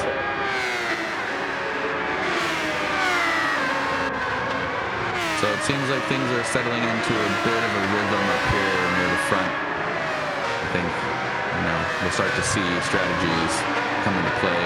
Although all of these guys are running the same strategy right now, so it's really just about who can manage their tires the best and get the most out of them. Yeah, it will be interesting to see how many of these cars will go with a medium, hard, medium, or medium, medium, hard versus like a medium, medium, medium, soft. I think we saw that in Division 2, the triple medium soft strategy was actually potentially the fastest strategy. It's kind of hard to tell actually, considering we didn't get to see Backmarker fully execute a strategy. But yeah, it's close between the two strategies. So I would imagine it's going to be close between the strategy is going to be close here for Division 2 or Division 1. Excuse me.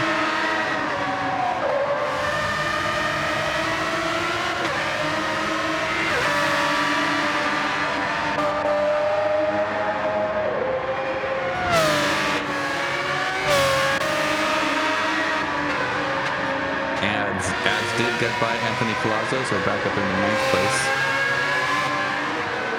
Let's see if he's able to close in the time in D-Slove.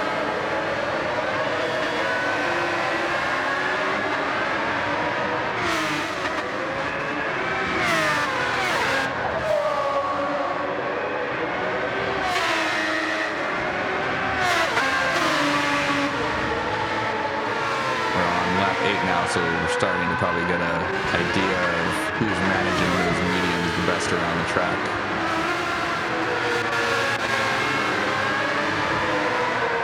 Haynes and Willie not far off each other.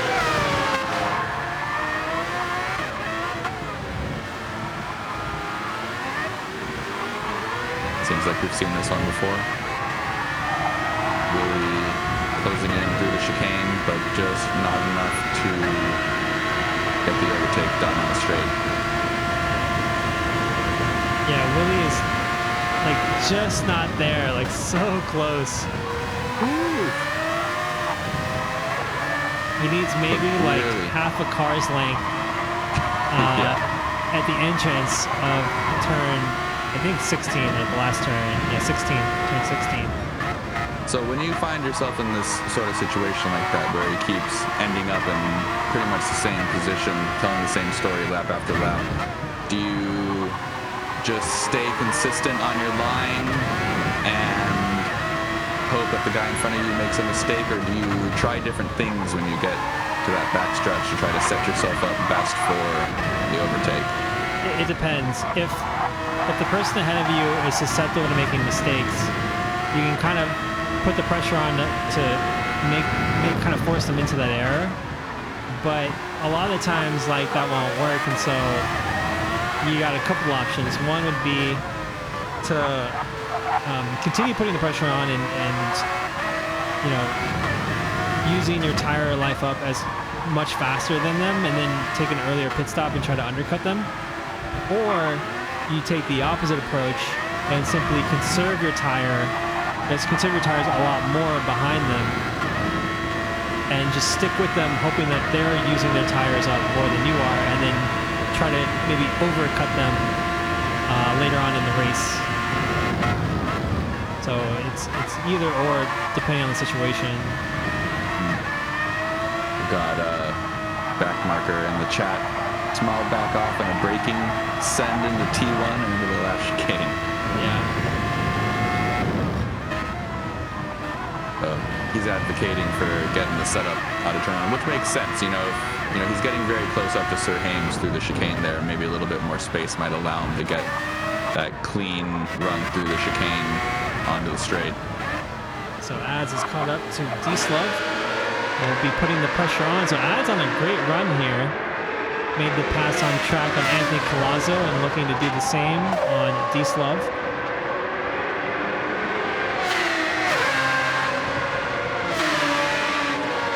For Ads in the chat's got to be feeling pretty good right now, seeing him apply pressure to the drivers in front of him.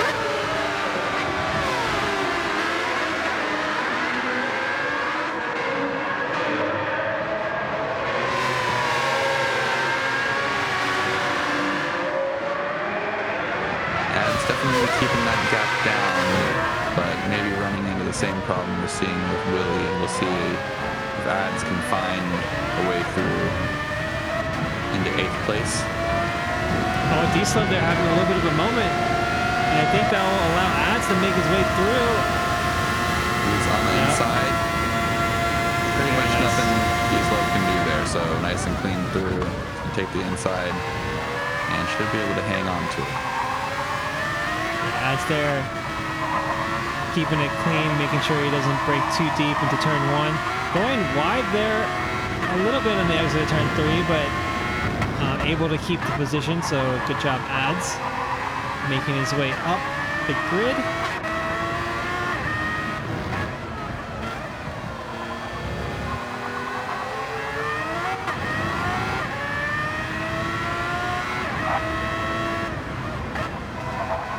He's now going to want to push on to try to close that gap to Goron, but it seems like Goron's race has stabilized, so it might be a little tough to close in that gap.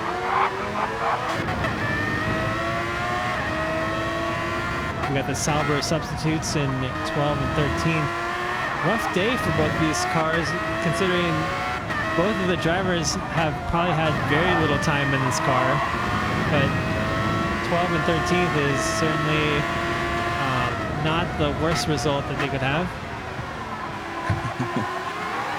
As you were saying earlier, better to get any result at all as opposed to not putting a car in the race. Sauber team definitely have their work cut out for them for the rest of the season. Hopefully less problems, more clean racing. Accession way. All right, so Willie still keeping that pressure on. Those mediums are starting to get worn down. Oh, very close there. Again, it's just so hard to pass here. Like, even if Willie were able to get a little bit of a run on him, like, he would have to get alongside of him enough down into the next turn, in turn 6, which he likely would have had enough overlap, and then it's just back to the same, more of the same.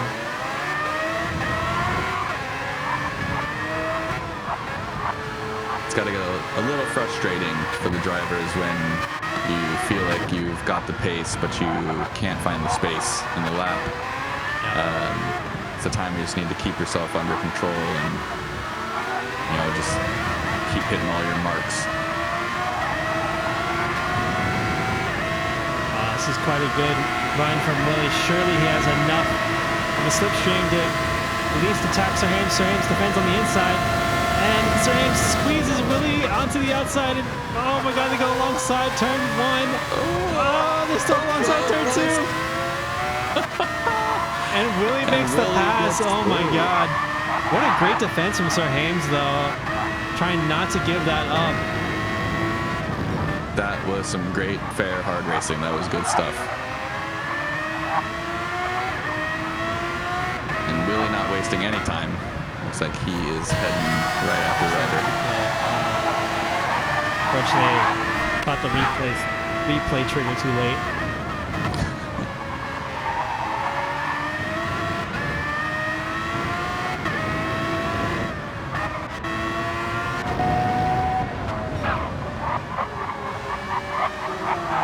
So Khan jumps up into 12. We have a swap around with the Saubers, and Khan will now try to attack Accession.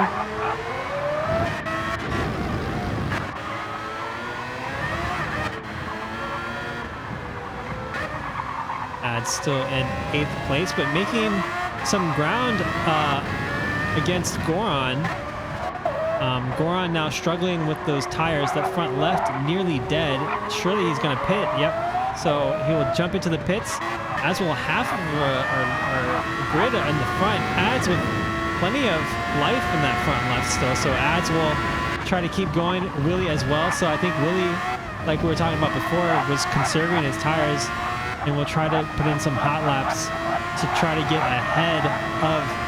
Well, I guess he got ahead of Sir Hames on track, but if you were still fighting with Sir Hames, this would be the time to make up against the other cars on track. So Willie and Ads still out. And I gotta say, Ads, not only was he attacking cars and making passes on track, he was also conserving those tires very well. So props to Ads. Ads is having an amazing race so far. Yeah, great performance. It'll be interesting to see where Willie and Ads drop back into the pack once they decide to take these in. I mean, their tires are pretty worn at this point, but they've clearly been doing a good job with them. And so we'll see, now that they've got the clean air, what they can do before coming in. Yeah, I wouldn't want to run on the I wouldn't want to run on the mediums for too long, because then you're kind of diminishing your advantage since your tires are getting worse and worse every lap. So I would think that Willie and Ads are gonna pit not maybe next lap, if not this one. So Ads jumping into the pits right Ads now, getting out of Stoles' way. So Stoles now free to continue. D-Slub jumps in the pits. V8 Eater. So it's interesting. Stoles jumped onto the softs. So racing soft for Stoles. V8 Eater on hards. Harm's Way on mediums. This is really interesting. All the strategies are diverging. Ryder on mediums as well. And then Sir Hames on hards. And then Gordon. So that's interesting. So you can expect 6 to 9 laps out of the softs. So what do you think the thinking is to go to the softs now? Just to try to make up any time you might have lost? Try to set yourself up to increase your lead to the point that for the rest of the race you're able to maintain a nice gap to everybody else? What do you think's the play there? Yeah, I don't know. It's an interesting choice. I feel like one maybe to prevent any sort of overcutting, so that he's on a faster tire on his outlap. But he had quite enough lead that I don't think he has to worry about that. If I were in Stoll's position, I think I would have saved my softs to the last stint. But because like when you're that ahead, he basically came out. I guess it kind of depends. Like maybe he was anticipating joining the track in traffic, and maybe he decided to go with softs so that he could make passes on track quite easily against cars on different strategies. But he didn't run into that situation. The only thing that he ran into was getting behind Ads, which wasn't really much of a situation for him because Ads pit right away. So he is eating away at Willie's lead up front. He is just chewing through time. Willie still staying out on those mediums, has not come in yet, but it doesn't really seem like it's paying off for him because, I mean, Stoles has made up 3 seconds just in this lap. Yeah. Yeah, and again, like,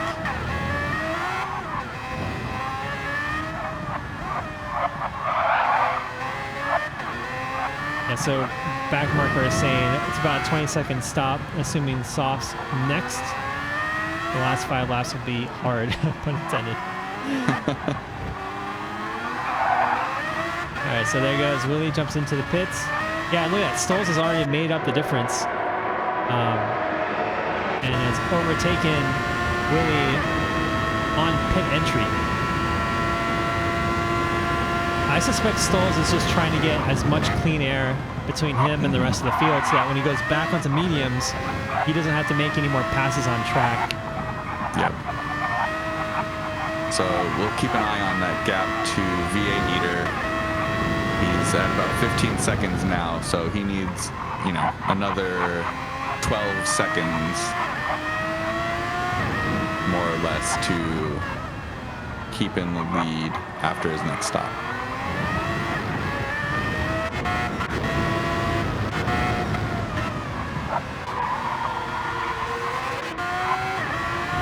So V8 Eater is on racing hards, and then we got Harm's Way and Ryder on the medium, so they're both catching up to V8 Eater. It'd be interesting to see if they can both make the pass on V8 Eater, or if they get caught in a battle amongst themselves behind V8 Eater.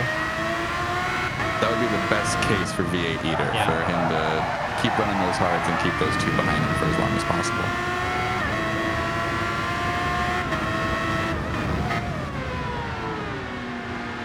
All right, so that did not work out for Willie, because Willie is back in 7th now. Goran got back past him. So it was a gamble to stay out that long on the tires, and looks like it's not paying off for him so much. I'm curious what Willie went to, though. He went to the mediums. Okay.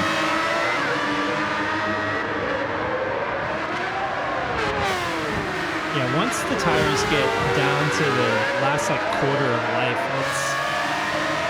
the pace is so off that it's sometimes not even worth running the full life of the tires. Yeah, it's a calculation you have to make, because you want, you have that, you want to try to use everything you can from the tire, but, you have to do the math and see, is it really worth it to stay out on those really used tires, especially when it seems like there's such a difference between the fresh and the used tires on this track.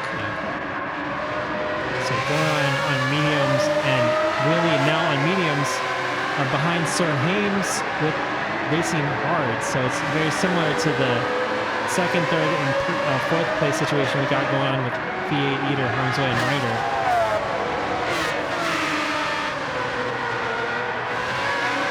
So Harm's Way is still about a second away from V8 Eater, but Goran now pretty close to Sir Hames.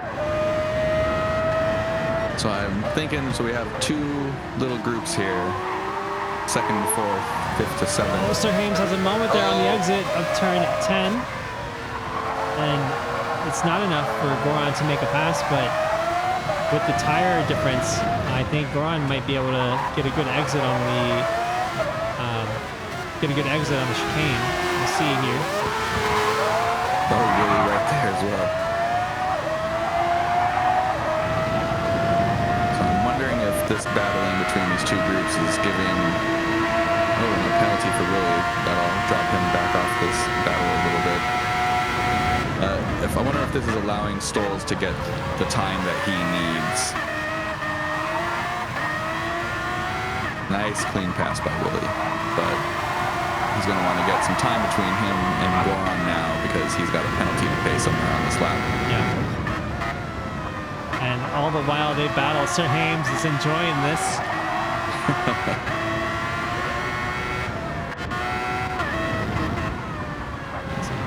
So Harm's Way is still about a second away from V8 Eater.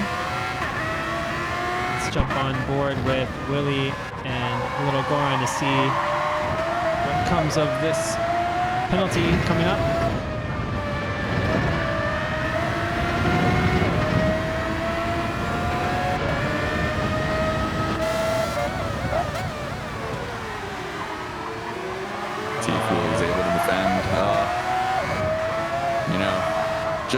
Just not enough. A little bit more would have helped Goran out there. But these cars accelerate back up so fast, Willie was able to... Oh man, so what happened to Ads? Ads fell back into last place? Oh no. So he must have had an incident somewhere.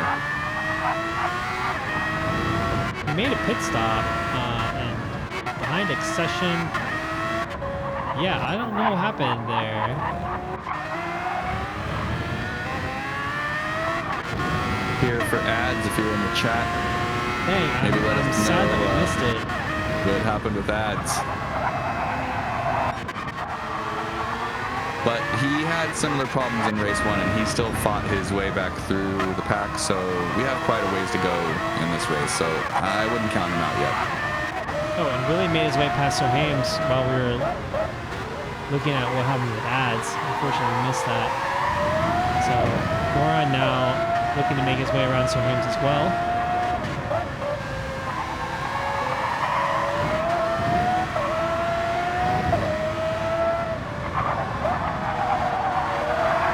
Sir Hames struggling with those hards.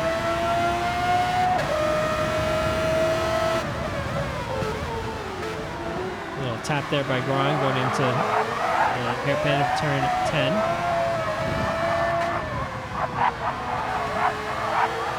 Yeah, not a lot of good passing spots. Yep. It's always been the case with Catalunya. But the difference in tire strategies is actually making it pretty interesting. Oh, and Sir Hames again, like there you go, like this hard's like not a great tire, it seems, for Minardi at the moment, and Goran is likely going to get a good slipstream going down the straight. Sir Hames goes on the inside to defend, but not by much. And Goran goes deep into turn 1 and makes it stick. And makes it stick, gets through. Oh, and leaves the door slightly open. Oh my God, so Sir Hames almost able to come back there.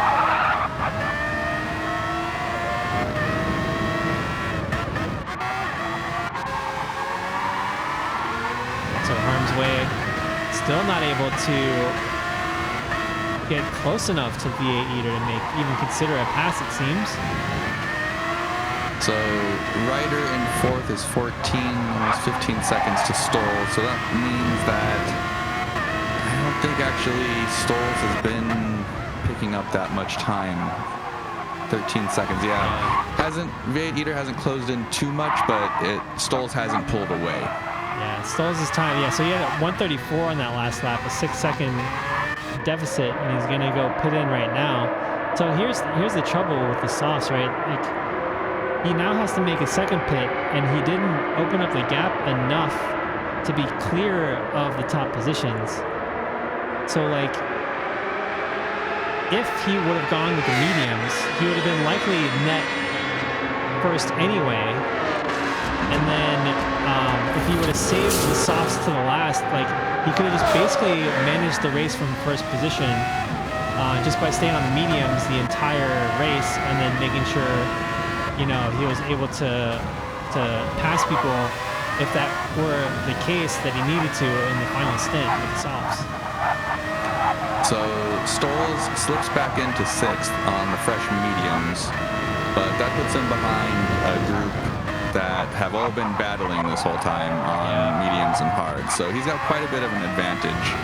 So we might see him cut through the pack. But he's now behind Willie, whose mediums aren't actually all that degraded yet. Like Goran's tires are pretty worn out, but Willie will probably be pretty difficult to pass, I think, with his tires still pretty decent. I think the rest of the cars, yeah, I think they might be. By the time Stolls, if he catches up to them, their tires will be significantly worse. So I think he'd be able to make a pass relatively easily, but he still has to make those passes. It's not going to be like, you know, like it's not going to be a gimme. It's not going to be, you know, super easy.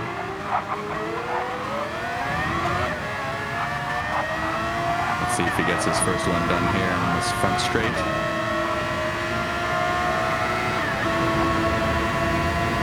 Goran letting him take the inside.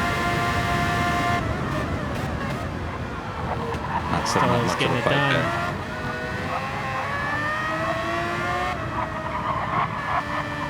Now Ryder 6 seconds ahead, so this will be telling a little bit to see how quickly Stolls can close that gap to Ryder.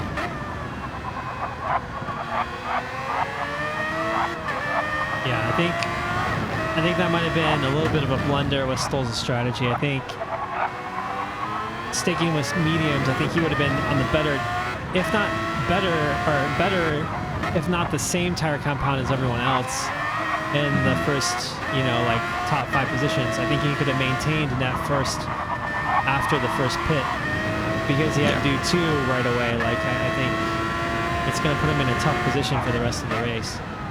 I think he was looking for an advantage where he didn't need it, maybe a little too clever. Yeah. And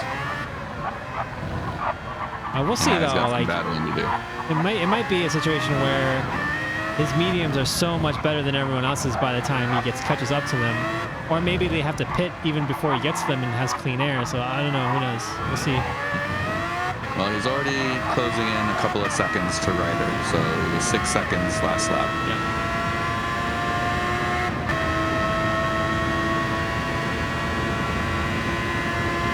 for sure, like the thing that you want to do the least in Catalunya is give up track position. So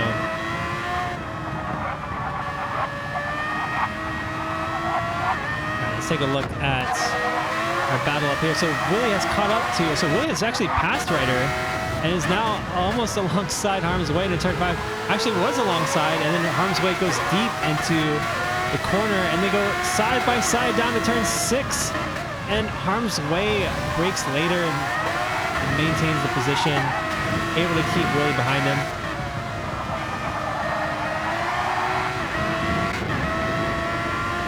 Willie has been managing those tires really well. He still has a bit on Harm's Way. Oh, wide there.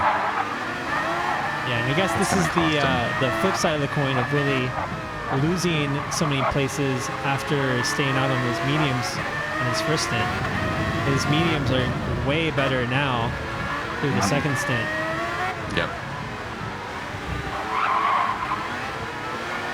But again, like he's gonna have to battle through his way, or he's gonna have to battle his way through the field. So we just lost Luigi, it looks like.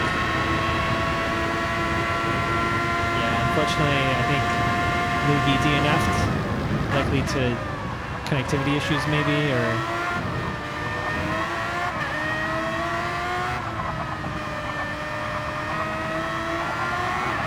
that gap widens out with Harm's Way a little bit, but let's see if he really might be dropping into tire management mode here as Ryder closes in. so V-Eater looking good on those hards. So I believe it was Backmarker Racing was telling us the hards worked out really well for them. So maybe Minardi has like a secret setup for these hard tires. Although we did see Sir Hames struggling quite a bit on the hards, V-Eater doesn't seem to have that much of an issue with them. Able to keep the car in front of Harm's Way, and currently in first place right now. So.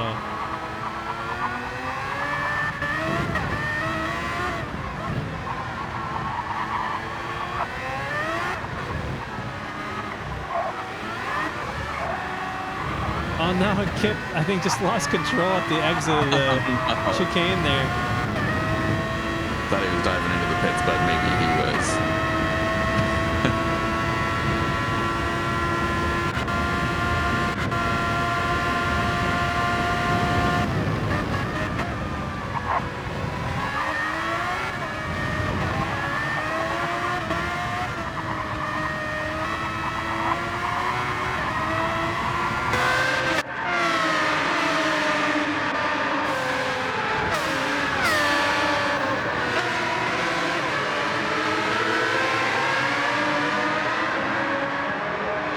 Stoll has definitely closed that gap to Ryder.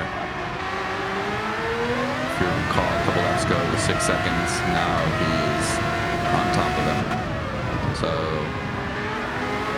but it's going to be rough to get past any of these guys. As you say that, yeah.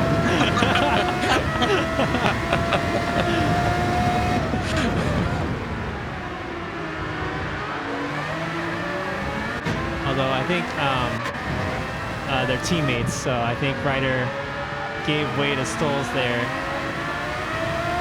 so that he could catch Willie and make the pass on track. So I think that was maybe a team decision. Harm's Way dives into the pits. Interesting.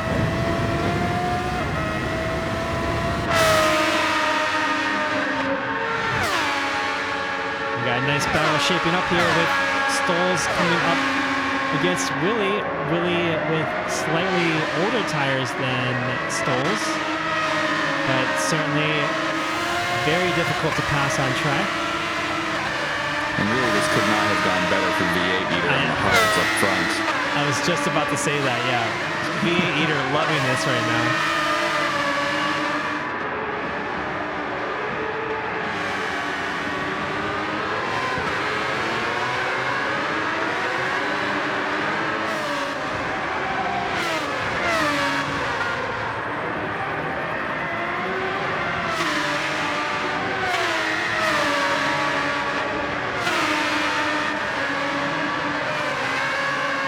Stolz runs a little bit wide there on the exit of turn 9.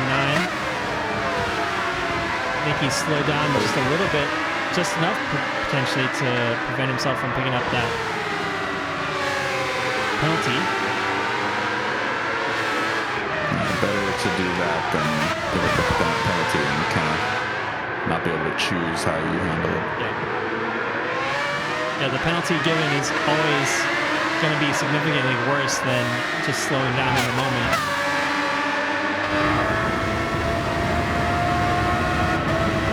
Rider into the pits on those mediums.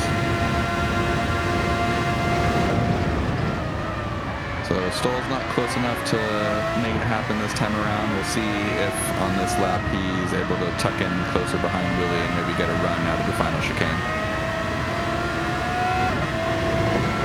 Yeah, this is where the disadvantage happens when you start running in dirty air. If you look at his times, he's running 128s when he was running low 127s before. And again, it's just, that's the nature of having to run behind someone at Catalunya. It's just incredibly difficult.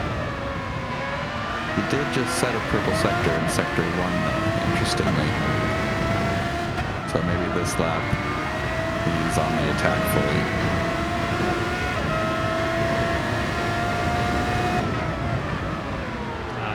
So he's lost like 7/10 already.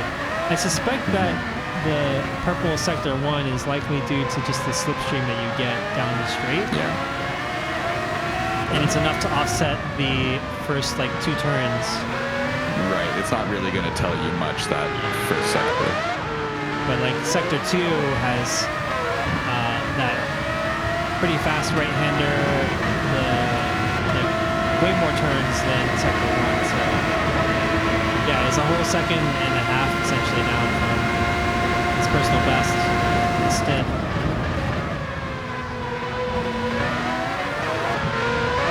Oh my goodness. Keeps it clean though, no damage.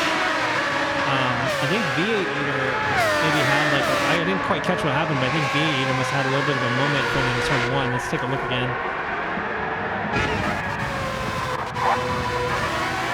Oh, Willie actually, yeah, so Willie actually slid a little bit by getting a tire Well, off the curb also there. got on the grass there. A little bit.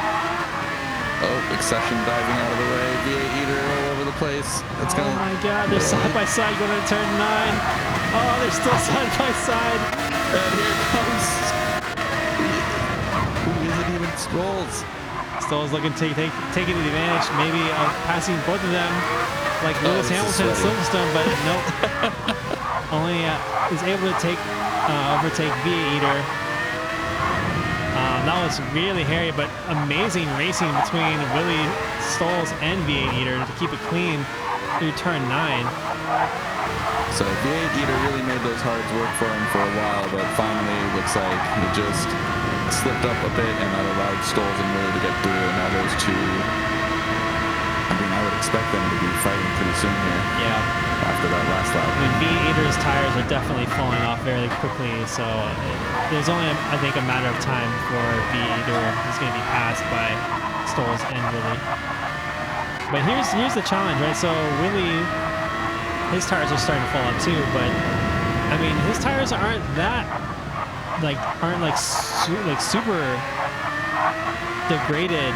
I guess they're getting towards the end of his life, but it's not going to be something where it's going to make Stolz easily pass him. And then Stolz is running in dirty air too, so he's going to be wearing his tires out faster than Willie. It's I think Stolz still has the advantage here because he's got life left in his tires, and he'll be able to run a medium tire at the end of the race, but it kind of just comes down to trying to either he's just gonna have to overcut Willie, and that's gonna be something difficult to do, especially when the mediums and the later stages of the stint is much slower than the earlier one. So we'll see if Willie is gonna be able to come out ahead of Stoles once they both make their final pit stop.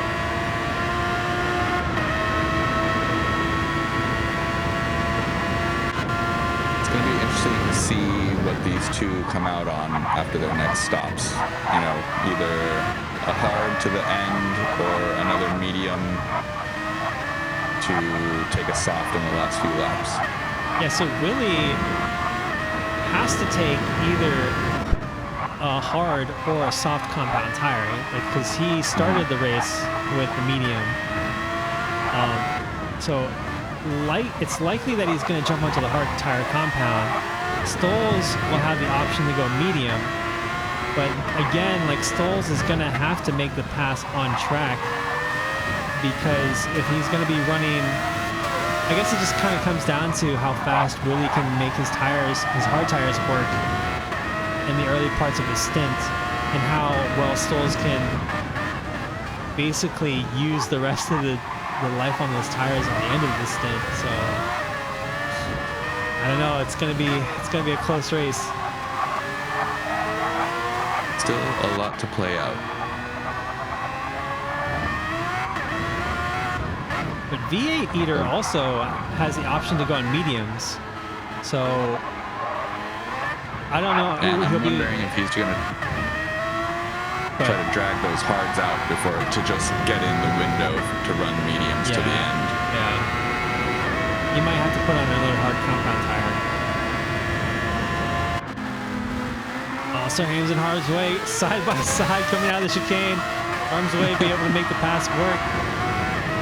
Let's see if we can catch that on replay. Harm's Way setting up the pass here, going into the chicane. Sir Hames goes deep, and then, yep, Harm's Way takes the outside.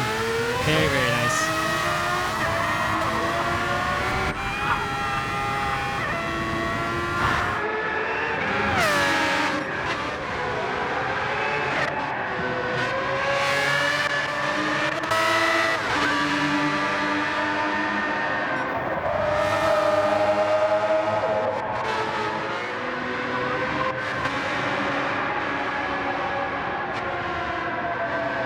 So Ads is back up in the 10. See, that's what I was saying earlier. I mean, that guy can push. Yeah, maybe it was like a strategy thing. Maybe he went softs in the second stint and pitted again, kind of like Stoles did, and that's why he was temporarily in 14th place. So he's on fresh mediums now, maybe one lap old, and if he's careful, that will push to the very limits of what the mediums can do, but he might be able to keep it going. So Willie into the pits. Let's see, very curious what he comes out on. V8 Eater also into the pits. All right, so Stoles now needs to throw down some of the fastest laps of his life right now, and with that, he does set a purple sector time. It's only a 10th faster than his personal best, which is the fastest lap of the race so far.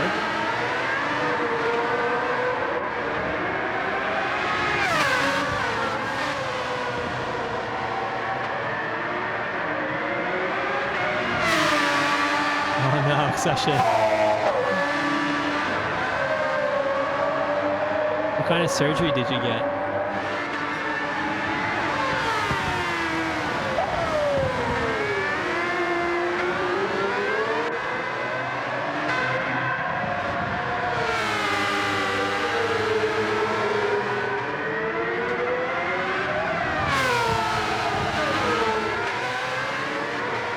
Oof. Oh, dang. That's crazy. Yeah. I'm surprised you were willing to drive it off. Yeah. So Stoles put in a 128.8. Not the best lap. It's almost in the 129s. Let's hop on board with... So Harm's Way right now with the mediums. Running in second place. We got Willie now immediately went to the hards. finishing up the out lap. Still ahead of V8 Eater because they both pit at the same time. So Willie's going to run those to the end. What did V8 Eater go on to? Did he go on to the hards as well? Mediums. All right, Mediums. so- All right, interesting. Yeah, So that's going to help him now, but if they're both going to try to go to the end on these tires, that might give Willie the advantage if he can manage the tires well as we get towards the final laps. But this is going to be a problem for Willie in his opening laps since V8 Eater has a tire advantage.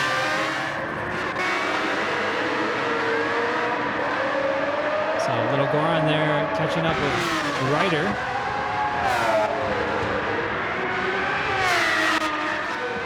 Let's see if Stoles decides to pit this lap or not. Decides to stay out. So let's see what kind of time Willie puts down on these like new hard tires. Let's see if it's going to be faster or slower than what Stoles is doing right now.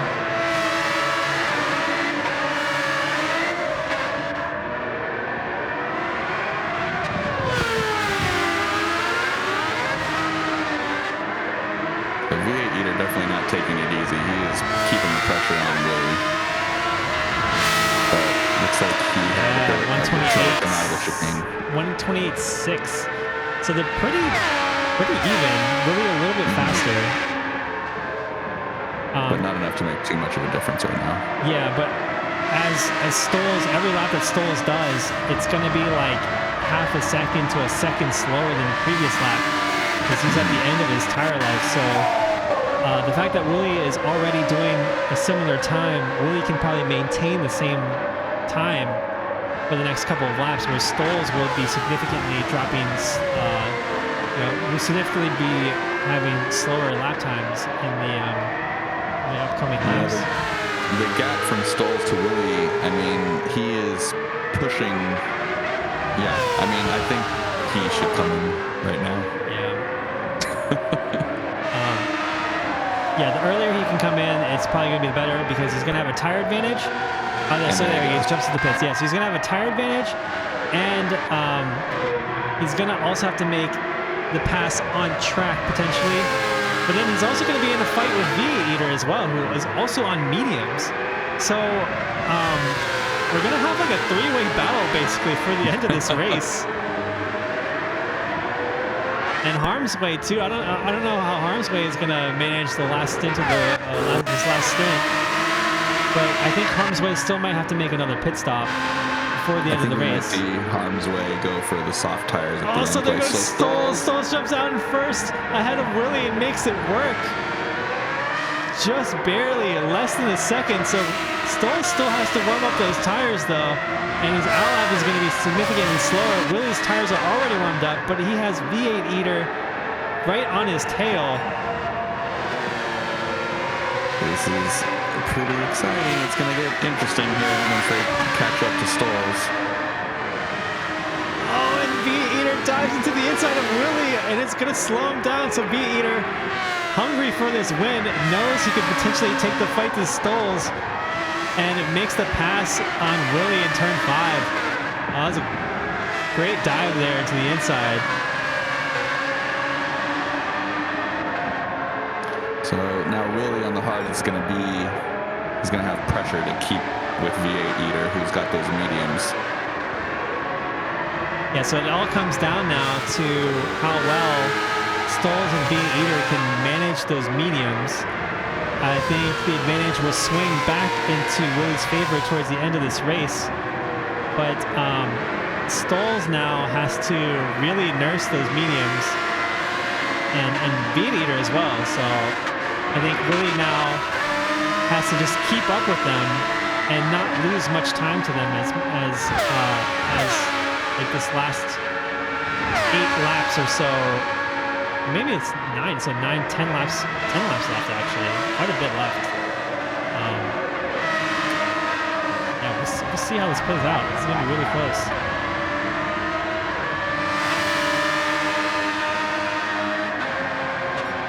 Yeah, I don't know, like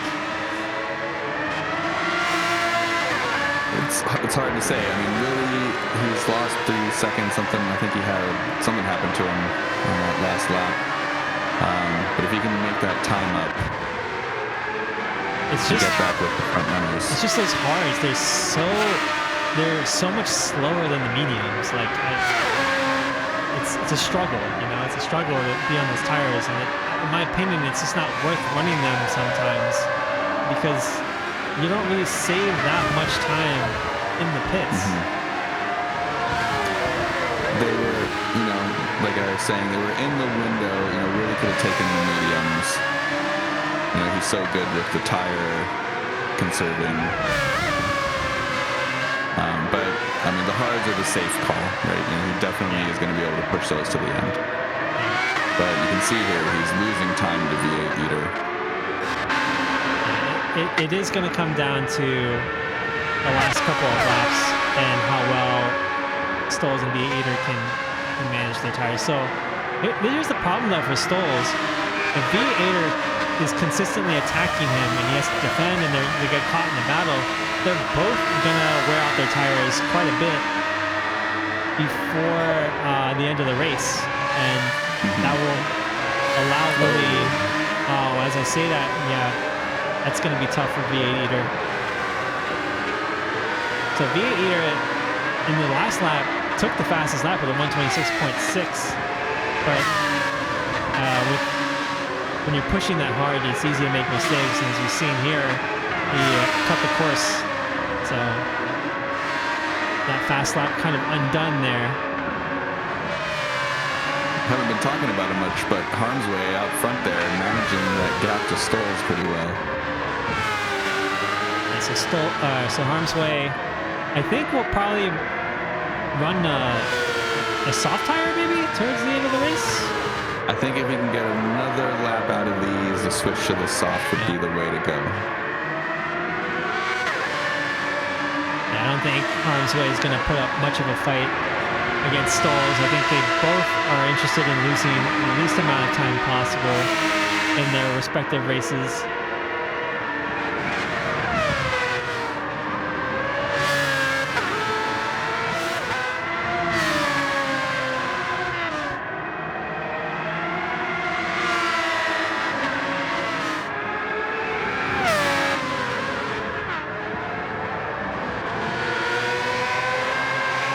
Regardless, good result for the Footwork Mugen team here. They are, down in 6th, but tied with McLaren, so could, depending on how things shake out, be a pretty good weekend, or a good week for them. Yeah, so Harmsway, there's only a 9-second gap between Willie and Harmsway at the moment. And even only a 14-second gap between Ryder and Harmsway. So really, Harmsway will fall back potentially to where Sir Hames is, maybe even behind Sir Hames, because he's only about 25 seconds ahead of Sir Hames. So I think Harmsway's race right now is battling against Sir Hames, potentially Goran. It depends. Oh no, yeah. So Goran looks like he's gonna have to make another pit stop. So Goran is further down in the running. Same with Ryder as well. Ryder's going to have to make another pit stop. So Harmsway and Sir Hames are looking at a top 5 finish here, and they're going to be competing for that top 5 position. Once Harmsway jumps out of the pits. So Harmsway is currently in the pits right now. We'll see where he comes out in relation to Sir Hames.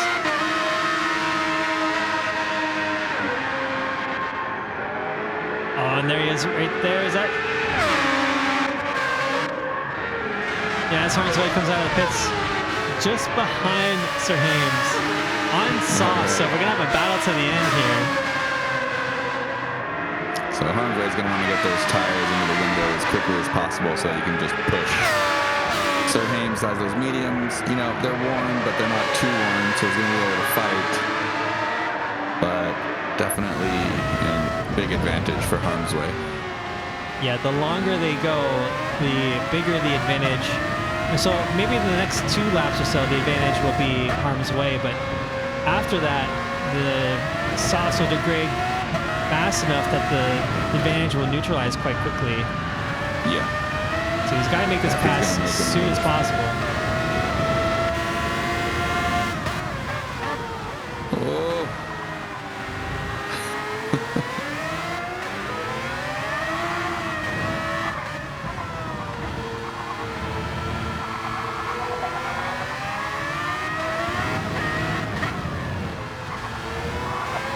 Let's see if he can get himself set up well here coming to the chicane. Oh yeah, nice and smooth. Yeah, will that be enough? I don't think so this time around.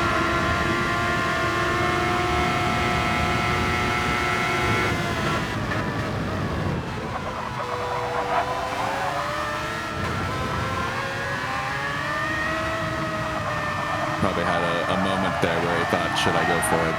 Yeah.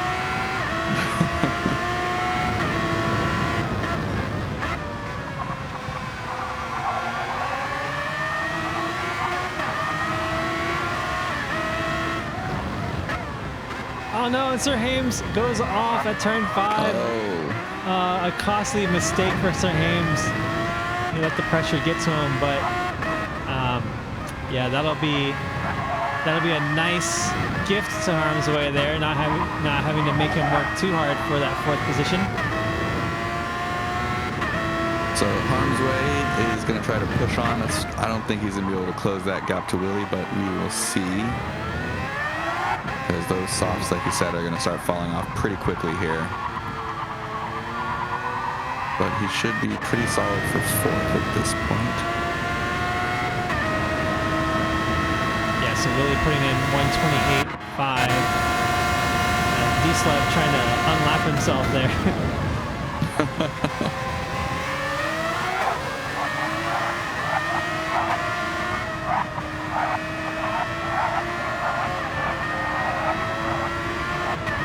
That's definitely going to help Harm's Way.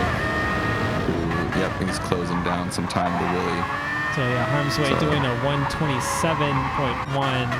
It's about a second and a half or so. It's not going to be enough to catch up with the remaining laps in the race.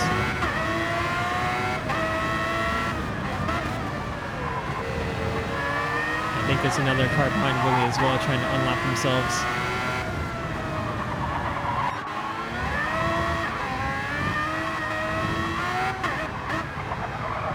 So V8 Eater's tires are getting worn down quite significantly. Yeah.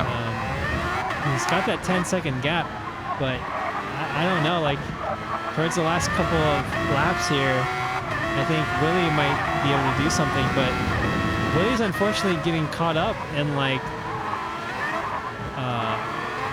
I guess D-Slug was enough to unlap himself and make some ground, but. Let's see who's behind him right now. Little Jacob. Little Jacob. Yeah, so little Jacob looking to. On the softs. And then there's Kip Dunkel as well, like just really not having. A nightmare for Willie. Yeah.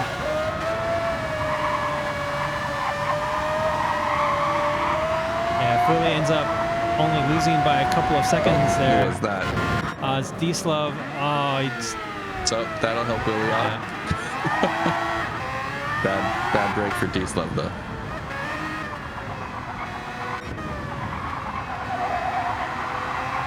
Harm's Way pulling away from Sir Hames. Former teammates there from their Mazda days back from season 2, I think.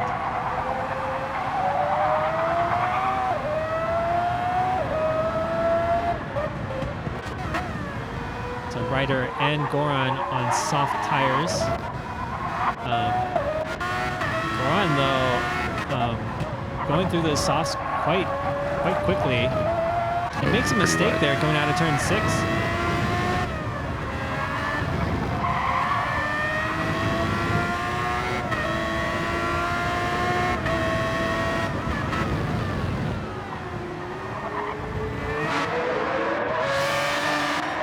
So adds in a solid 9th place.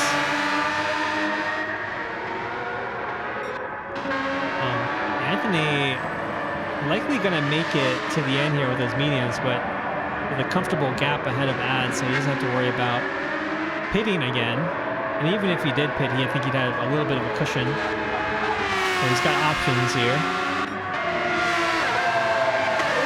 That gap between Willie and V8 Eater still opening up further, so I think that will be it for Willie in terms of the win for this race.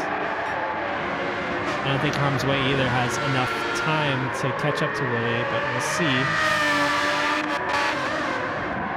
I think this battle here between Goran and Ryder for 6th place is going to be our only battle that we're going to have for the rest of the race here. And Ryder sets the fastest lap 2 laps ago.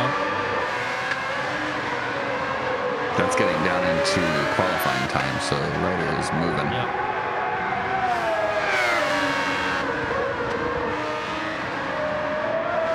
Looked like those 2 back markers behind Willie were still sweating him a little bit, so that actually might be Willie's biggest problem as the race comes to an end.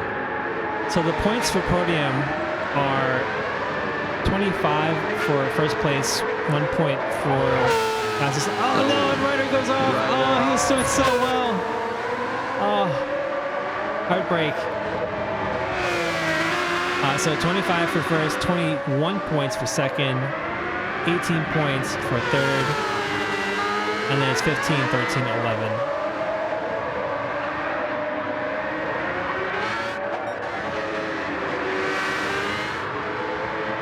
So V8 Eater is still able to keep up with Stoles up to this point, but his medium tires are falling off relatively quickly, but the gap still keeps opening up between V8 Eater and Willie. So V8 Eater in a very comfortable 2nd position at the moment. And Stoles with another, I wouldn't say dominating round this time around. It was a really close race between Stoles, V8 Eater, and Willie. Stoles having to work for it today. But still, definitely another great race. He's locked in this season, it seems like. Yeah, I mean, if Stoles would have gotten held up even just a little bit, like the margin's so fine here. He's only 2 seconds ahead of V8 Eater, so if he would have gotten held up in traffic like 3 seconds, like he would be in a battle with V8 Eater at the moment. Yeah.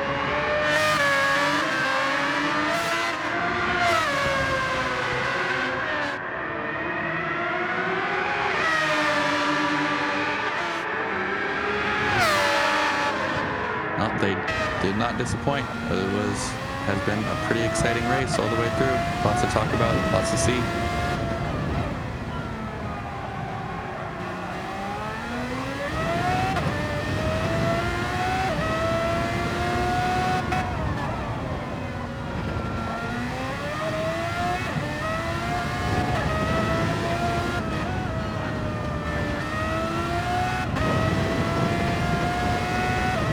Just needs to bring it home.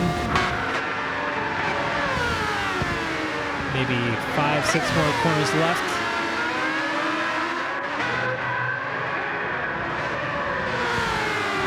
So another great result for Lotus.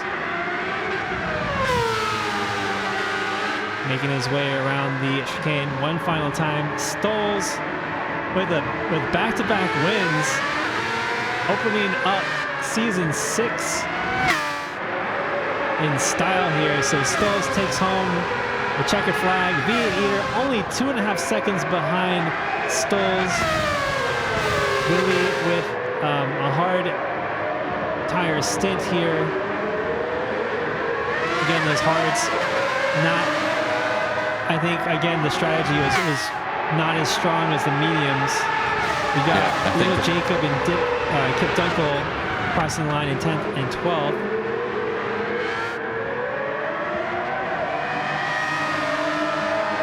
So Hams and I think the Goran. lesson of the day is that the hards were not the tire to go with. Yeah. So Goran almost caught Sir Hams on that last lap. I think Ryder would have potentially been able to have both of them if he didn't have that mistake into the, I think it was turn 5. Anthony Colazzo brings it home in 8th place for Team Footwork Mugen. And then Ads brings it home for Team Benetton.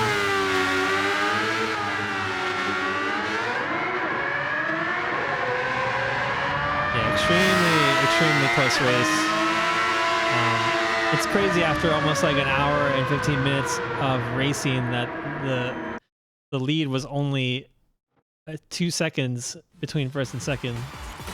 Yeah, that's just a testament to the skills and just, how sweaty that race must have been for everybody in there. There was really no relaxing and settling into a rhythm. You were constantly having to look around you and see what was going on. So great job, everybody. All right, so let's quickly just go through the results one more time.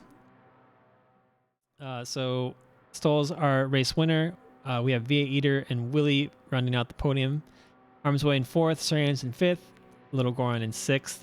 We have Ryder in 7th, but Ryder also completed the fast lap of 125.3. Anthony Colazzo in 8th, Ads in 9th, Little Jacob in 10th. We have D-Slove, had a good start to this race, but ended up in 11th. Kip Dunkel 12th, Accession in, so an Accession with another DNF. And then Khan with the DNF as well. So rough time for Team McLaren and Sauber, but at least Willie was able to bring it home on the podium today. So overall thoughts, closing remarks. That was just another great race. Was really exciting to see. I'm loving all of the close competition and racing this season. It's a testament to how good everybody's getting, and I'm looking forward to what's coming up next week. Yeah, so next race will be at don't have the spreadsheet up. Let me see here. LRC, the league season. Okay, so we will be at Brands Hatch. So another extremely difficult course to pass. Again, I think Brands Hatch will be particularly interesting because the pit delta is extremely small. So it's going to open up a lot of strategy play here and like a lot of like soft, medium, soft kind of stuff going on. So I think that'll be pretty entertaining.